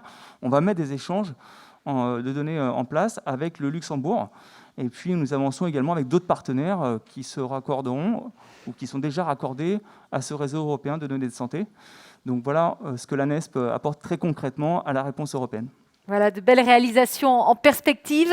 Lionel, peut-être... C'est trop court, une demi-journée. On aurait pu encore y passer plus de temps. Eh bien, restons. On peut. Il a l'air de pleuvoir dehors en plus, donc ça tombe bien. Effectivement, on court après le temps, mais on va prendre le temps de quelques questions et d'un peu d'interactivité. Est-ce que dans la salle, vous avez des questions, des réactions ? Ou sinon, oui. Alors, Monsieur a une question là. Merci beaucoup. Vous pouvez vous présenter et court, s'il vous plaît. Et peut-être aussi vous lever. C'était une demande de l'équipe technique pour qu'on puisse vous identifier pour ceux qui nous suivent. Puis regardez la caméra qui est derrière vous. C'est parfait. Ce sera tout pour aujourd'hui. Voilà, pour ceux qui nous suivent à distance, en tout cas. Voilà. Bonjour, Vincent Ramona, je travaille pour la Caisse nationale de l'assurance maladie et j'ai beaucoup travaillé sur l'espace numérique de santé. Ce que vous venez de dire me fait réagir et ce qu'évoquait Madame Isabelle, j'ai oublié votre nom de famille, excusez-moi, c'est par rapport aux échanges avec les pays européens. J'ai travaillé aussi, avant de travailler sur l'espace numérique de santé, sur un projet qui s'appelle ESSI, sur la normalisation des processus sur tout ce qui touche à la protection sociale. Et je voulais savoir s'il y allait y avoir un lien entre ces processus d'échange pas de données de santé, mais par exemple de tout ce qui est facture, dette, remboursement entre les pays frontaliers, quand on va se faire soigner à l'étranger ou qu'un étranger vient se faire soigner chez nous. Est-ce qu'il va y avoir un lien entre les échanges de données de santé que vous évoquiez tout à l'heure? Je vais tenter une réponse. Isabelle complétera. Aujourd'hui, donc on est sur déjà un grant européen qui a été accordé en 2016. On est en train de le terminer. La Commission européenne prévoit un nouveau grant donc, qui va être sorti donc, en fin d'année. On devra soumettre nos réponses donc, pour le début d'année prochaine. Et concrètement, la Commission est beaucoup plus ambitieuse. Donc la première étape, déjà, c'est de pouvoir accélérer pour les États qui ne sont pas encore accordés au NCPEH, au point de contact national pour l'accès au réseau européen. Donc ça, c'est quand même la première étape, le premier étage de la fusée. Donc après, effectivement, ils veulent aller beaucoup plus loin, notamment sur le partage que vous évoquez. Par contre, je n'ai pas encore l'appel d'offres, il est en cours de préparation. Et donc, effectivement, on a eu des échanges hier avec la Commission européenne, mais on n'a pas encore tous les éléments. On a essayé de leur soutirer quelques informations. Mais voilà, à ce stade, ce que je peux en dire. Peut-être qu'Isabelle, tu as plus d'informations de ton côté sur ce point ?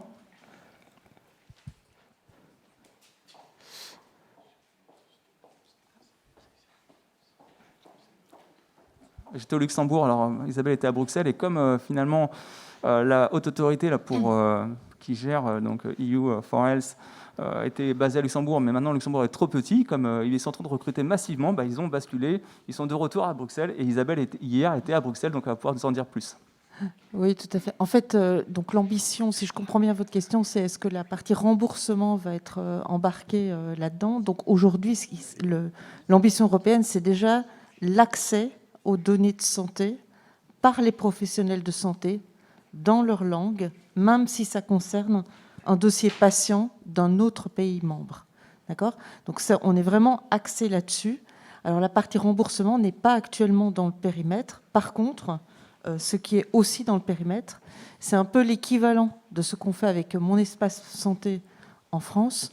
C'est l'accès patient également à ces données quand elles seront traduites à destination d'un autre professionnel de santé. C'est-à-dire, vous avez un accident, par exemple, je ne sais pas, en Italie, en Hongrie, par exemple. En Hongrie, c'est plus simple parce que comme le langage est quand même moins simple à comprendre, c'est peut-être plus parlant. Vous subissez, je ne sais pas, une opération, et bien, à terme, le compte-rendu opératoire vous sera disponible vous pourrez y avoir accès directement. Et c'est ça, l'ambition européenne, c'est partager entre professionnels de santé, mais il y a encore un échelon supérieur qui est un échelon citoyen et qui est un petit peu l'équivalent de Mon Espace Santé. Par contre, la partie remboursement, pour répondre à votre question, n'est aujourd'hui pas dans le périmètre. Merci beaucoup. Est-ce qu'il y a une autre question dans la salle? Ou Élodie, est-ce qu'il y a une question de notre audience Zoom? Oui. Il y a une question dans la salle, là, sinon. Je ne te vois pas, Élodie. Moi, j'ai une question, si vous voulez. Alors, vas-y. Alors, le travail de l'ANS et de la DNS est juste faramineux et fantastique pour propulser enfin la transformation numérique. Désolée de ma question, mais peut-on évaluer le risque de chamboulement si dans les mois à venir, les politiques étaient modifiées dans notre pays et si les orientations changeaient? Est-ce que la direction dans laquelle nous allons pourrait s'en retrouver modifiée? Ah. Qui veut la prendre, celle-là? Laura. Dans la Laura, dernière ligne droite. c'est pour vous. Qu'est-ce qui se passe en cas de chamboulement politique dans les mois à venir? La chance qu'on a sur la e-santé, et c'est un peu ce que je disais, et pour avoir participé à beaucoup de débats au Parlement, c'est qu'en fait, il n'y a pas vraiment de clivage droite-gauche ou dans la société, etc., sur ce qu'il faut faire. Enfin, en fait, on sait tous que le numérique en santé, ça a des impacts majeurs sur le diagnostic, la prévention, la prise en charge. On sait tous qu'il faut y aller et qu'il faut y aller dans un cadre de valeurs à la française et idéalement à l'européenne. On va le pousser dans le cadre de la présidence française à l'Union européenne en janvier, qui soit éthique, humaniste, citoyen, sécurisé, interopérable. Alors, on a dit ça, après, en fait, il faut le faire, quoi. Il n'y a pas vraiment de débat sur la stratégie d'ensemble. Donc, nous, on voit un risque honnêtement très faible, qu'il y ait un gros changement de direction. Et on a aussi déjà connu, alors du même gouvernement, mais 2 ministres, plusieurs conseillers différents, etc. Il n'y a jamais eu de changement majeur de direction. La maison, elle est toujours là, elle s'enrichit, elle se développe, elle se déploie. Et un des assets principaux pour assurer cette continuité, c'est aussi l'engagement de l'écosystème, l'engagement des pouvoirs publics. Si demain, il y a un nouveau ministre qui arrive et que tous les parlementaires, tous les syndicats d'éditeurs, les professionnels de santé, des assos de patients disent la dynamique enclenchée, elle est super, il faut la poursuivre et on va tous y aller dans le même sens, il n'y a pas vraiment de de raison pour un ministre de changer de direction, quoi. Donc nous, on est serein sur la transition des élections présidentielles. Merci beaucoup. Alors, je ne sais pas si on va avoir le temps d'autres questions. Il est 55. On avait monsieur qui avait levé la main. Il y a William. Voilà le sujet Alors, des ambitions et des perspectives. Très, très, très court, s'il vous plaît. Très, Oui, très alors. rapidement, une question pour monsieur le professeur Antoine Ténière.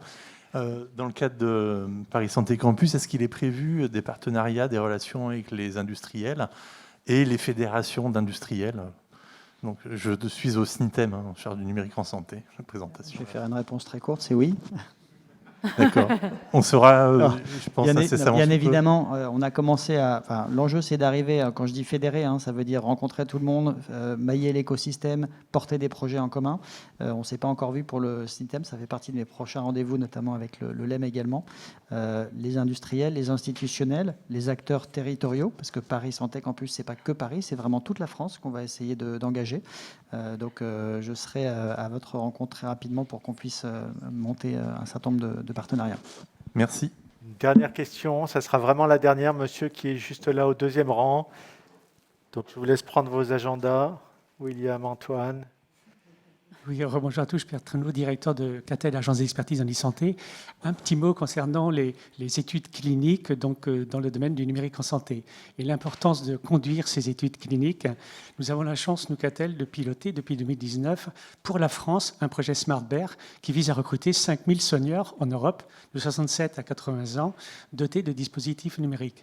Ma question est la suivante, c'est quel est le meilleur guichet pour être en relation avec d'autres projets de ce niveau-là, en France particulièrement, tellement nous rencontrons un certain nombre de problématiques qui sont extrêmement intéressantes. Nous animons par exemple un réseau d'une dizaine de centres d'investigation. Et donc, autre point par exemple, c'est comment introduire et faciliter la place de la médecine de ville dans ces expérimentations, parce que il y a dans l'expérimentation plusieurs niveaux, plusieurs sujets d'évaluation, dont en particulier l'évaluation de la coopération entre tous les acteurs et l'efficacité de cette coopération dans la qualité de la prise en charge des patients.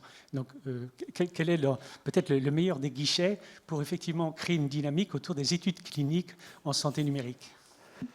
Dire un mot rapide sur les liens entre le hub et... Alors, le hub a des liens pour l'intégration au catalogue avec des structures comme des CHU, mais aussi avec des structures privées. Donc, l'idée, c'est de construire des partenariats et la philosophie du LDATA Hub, c'est on peut travailler ensemble sur un jeu de données, par exemple, et s'il est intégré au catalogue, il est mis à disposition des soignants et des chercheurs qui ont des projets d'intérêt public et qui peuvent travailler sur ces données-là. Donc, on travaille avec des groupements privés, mais avec l'idée qu'on va contribuer à créer un ensemble de données qui sera disponible pour les projets d'intérêt public.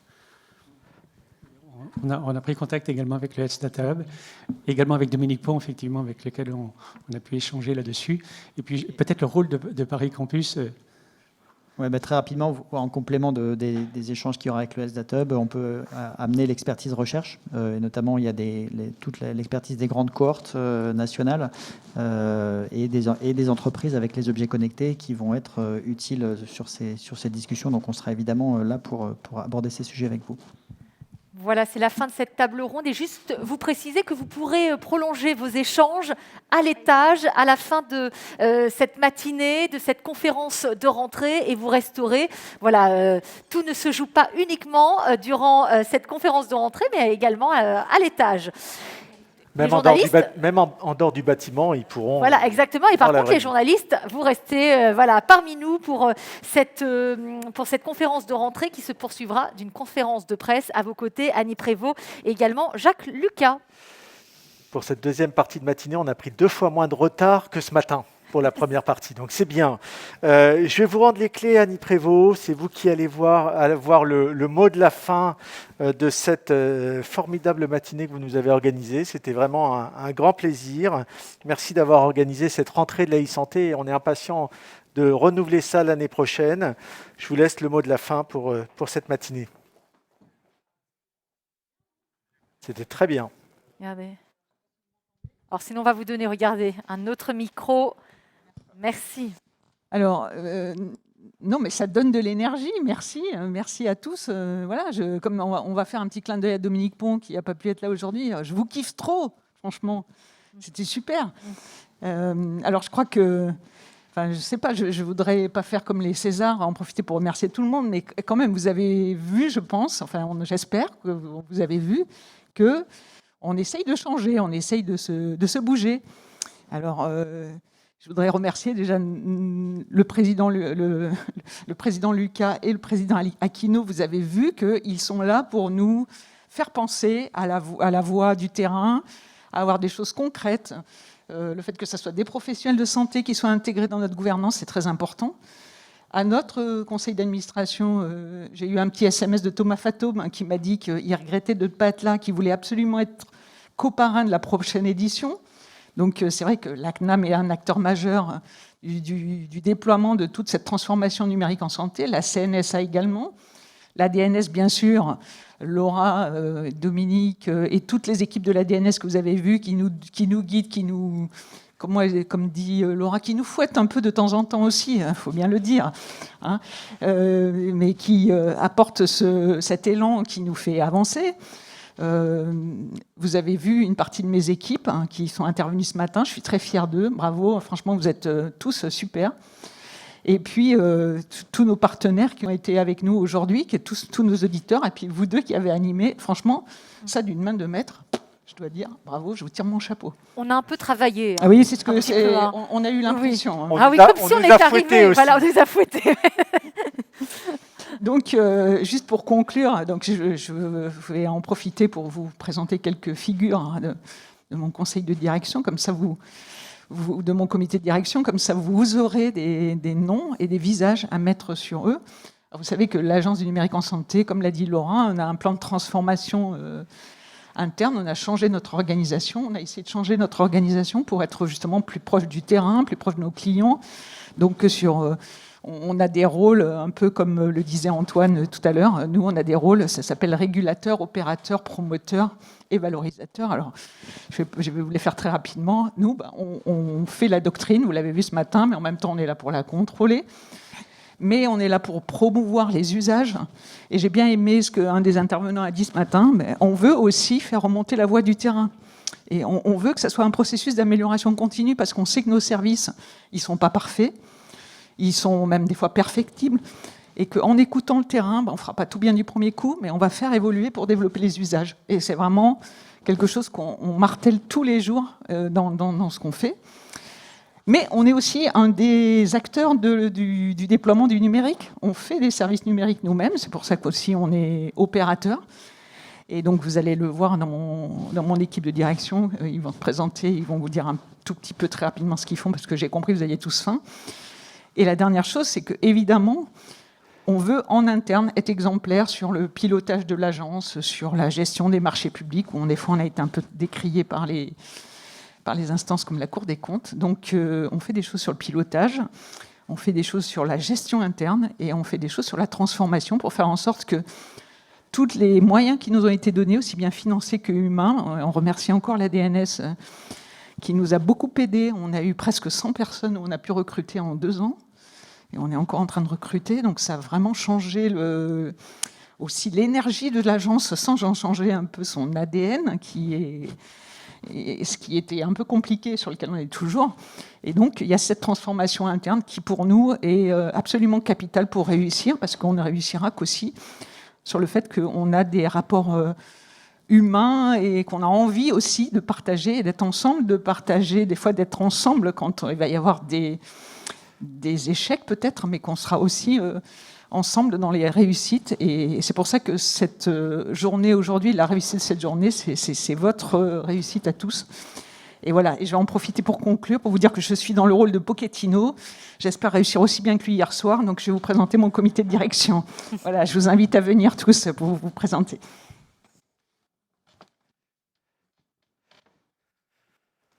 Alors, par qui commence-t-on ?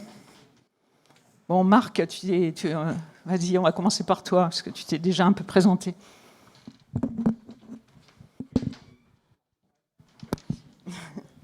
Marc Lautrel, donc j'ai en charge la direction expertise innovation, donc le rôle est international, qui opère donc le rôle de régulateur au sein de l'Agence du numérique santé.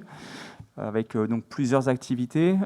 Les activités autour de l'interopérabilité, ça je pense que vous l'avez compris, aux côtés de la cybersécurité également, avec le CERT Santé, mais également tout un pan qui est peut-être plus récent, la partie guichet pour les industriels, où là, vous avez rencontré Nathalie, qui vous a présenté ICPS et ProSanté Connect tout à l'heure.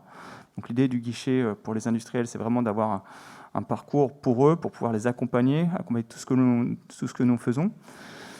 Et puis aussi, dans le rôle de régulateur, il y a un côté qui est un peu moins drôle. C'est un côté qui est lié à la conformité, mais qui est très important, puisqu'effectivement, c'est bien, comme on le disait tout à l'heure, de définir des règles, mais il va falloir encore faut-il pouvoir les vérifier. Donc ça concerne la conformité des logiciels de professionnels de santé pour le Ségur, évidemment, mais aussi pour mon espace santé. Et le dernier point, c'est les affaires internationales et innovation, sur lesquelles on structure l'activité à ce stade. Laurent ? Ah oui, on fait des choses qui sont contre les protocoles sanitaires, malheureusement.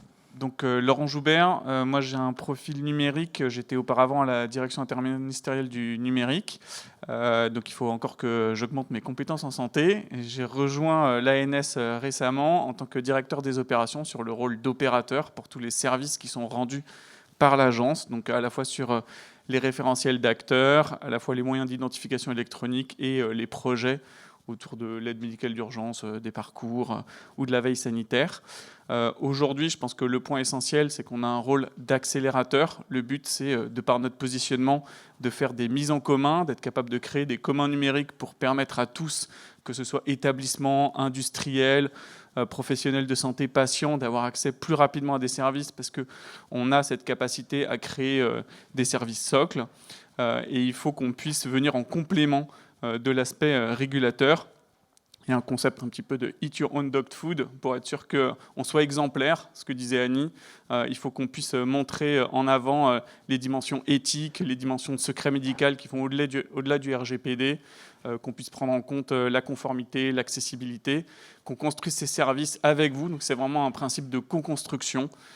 Et ça fait partie des enjeux où c'est important pour nous d'être dans une démarche d'ouverture de nos API, d'ouverture de nos données, d'ouverture des codes sources, pour pouvoir être capable de construire la e-santé de demain.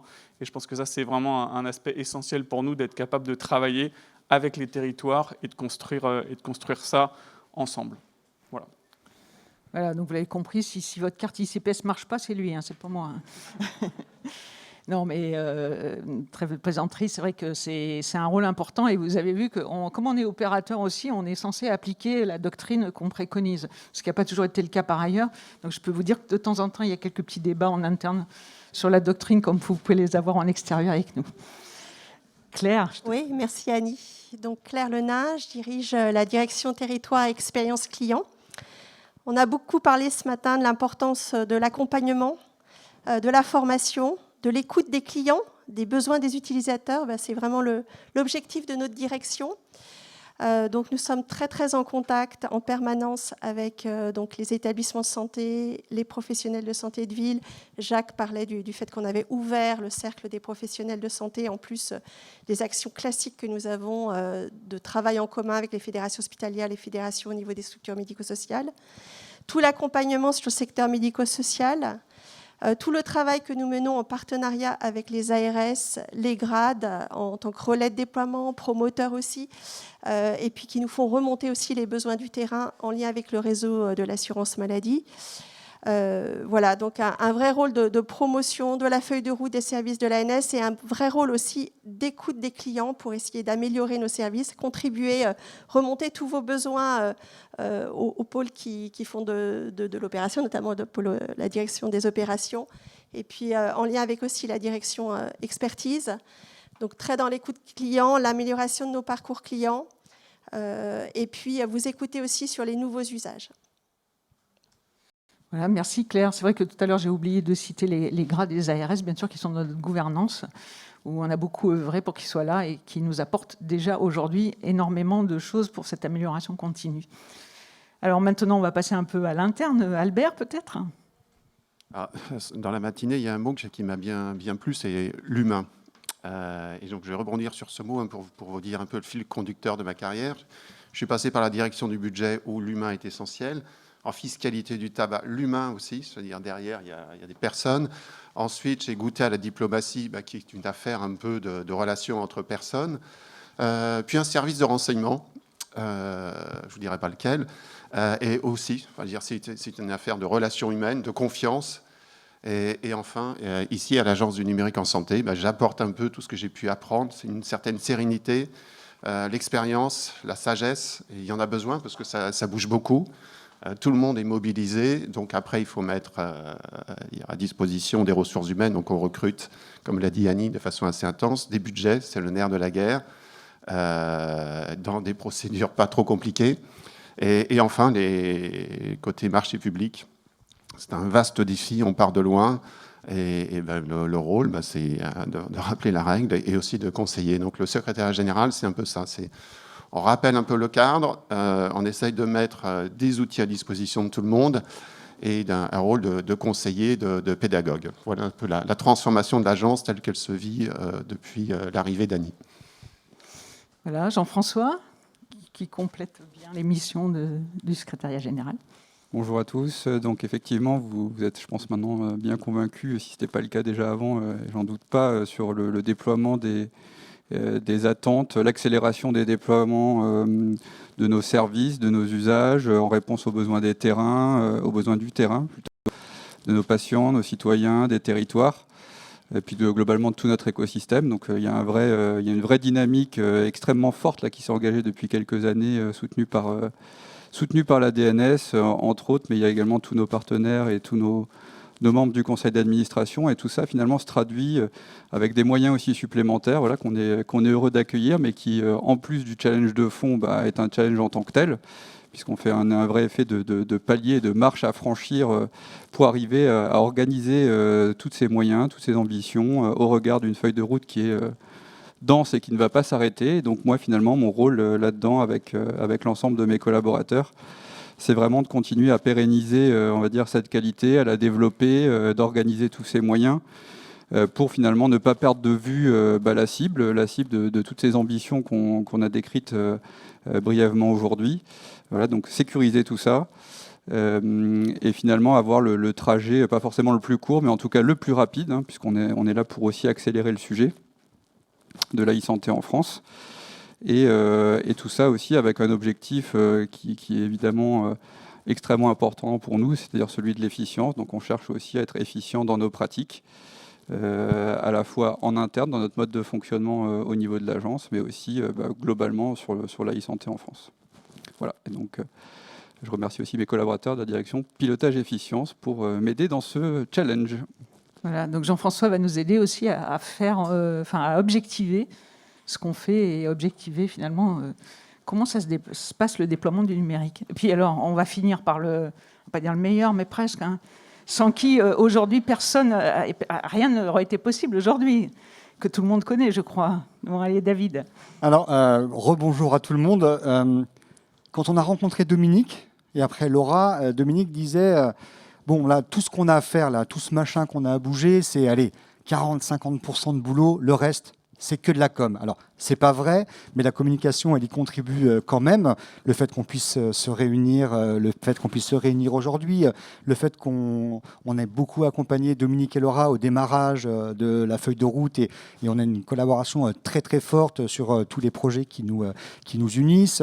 On donne un coup de main aussi en ce moment, parce que le GIS de Paris Santé Campus est en train de se monter donc auprès d'Antoine Ténière. Donc la communication, donc voilà, David Pototon, je suis directeur de la communication de l'agence. Je remercie d'ailleurs Annie et Jacques de m'avoir fait confiance, parce que moi je suis là depuis longtemps, mais je crois que je suis le dernier à être arrivé dans ce comité de direction. J'en profite pour remercier mes équipes, parce que tout ça là a été rendu possible grâce à eux, hein. Moi j'ai juste choisi les couleurs et la tenue des hôtesses. Non, c'est pas vrai, mais on sent bien qu'aujourd'hui, il y a le sujet de la communication, il est important pour qu'on porte collectivement haut et fort toute cette feuille de route qu'on est en train de monter. Alors, il y a la communication externe, il y a la communication interne aussi. Je crois que Annie y est très, très attachée. Hein. Dès qu'elle a rejoint l'agence, elle a aidé la direction de la communication à se renforcer. Ce qui nous a permis d'ailleurs, et je félicite encore tous les intervenants de l'agence, mais et aussi les autres intervenants parce qu'ils ont été excellents et ils sont venus vers nous. C'est aussi des bonnes pratiques parce qu'il y a beaucoup de gens techniciens et prendre la parole et essayer d'être fluide et pédagogue, c'est pas forcément évident. Donc on sent bien que la communication elle est prégnante. Donc voilà. Donc aujourd'hui la communication de l'agence du numérique en santé, la communication de la e-santé, elle peut être contente, elle peut être fière, et puis elle peut compter aussi sur la direction de la communication de l'agence, puisqu'on publie à travers e-santé.gouv, on publie à travers les réseaux sociaux, on organise des événements, on est en collaboration en permanence avec tout l'écosystème. Et juste pour conclure quelques dates importantes, Antoine Ténière était là tout à l'heure, il y a eu le lancement de la concertation pour Paris Santé Campus, et puis là, dès lundi dernier, il y a l'appel aux AMI. La semaine prochaine, avec Nathalie, il y a les Journées nationales des industriels. Il y a un grand événement aussi autour de l'innovation qui nous attend à la station F pour Genius le 18 octobre prochain. Il va y avoir, on vous attend tous au salon Santexpo début novembre. Il y aura un colloque, donc on a beaucoup parlé de cybersécurité, mais le ministère de la Santé et le HFDS organisent un colloque sur la cybersécurité le 18 novembre prochain. Donc typiquement, c'est le ministère qui organise, mais la direction de la communication est mobilisée pour aider le HFDS.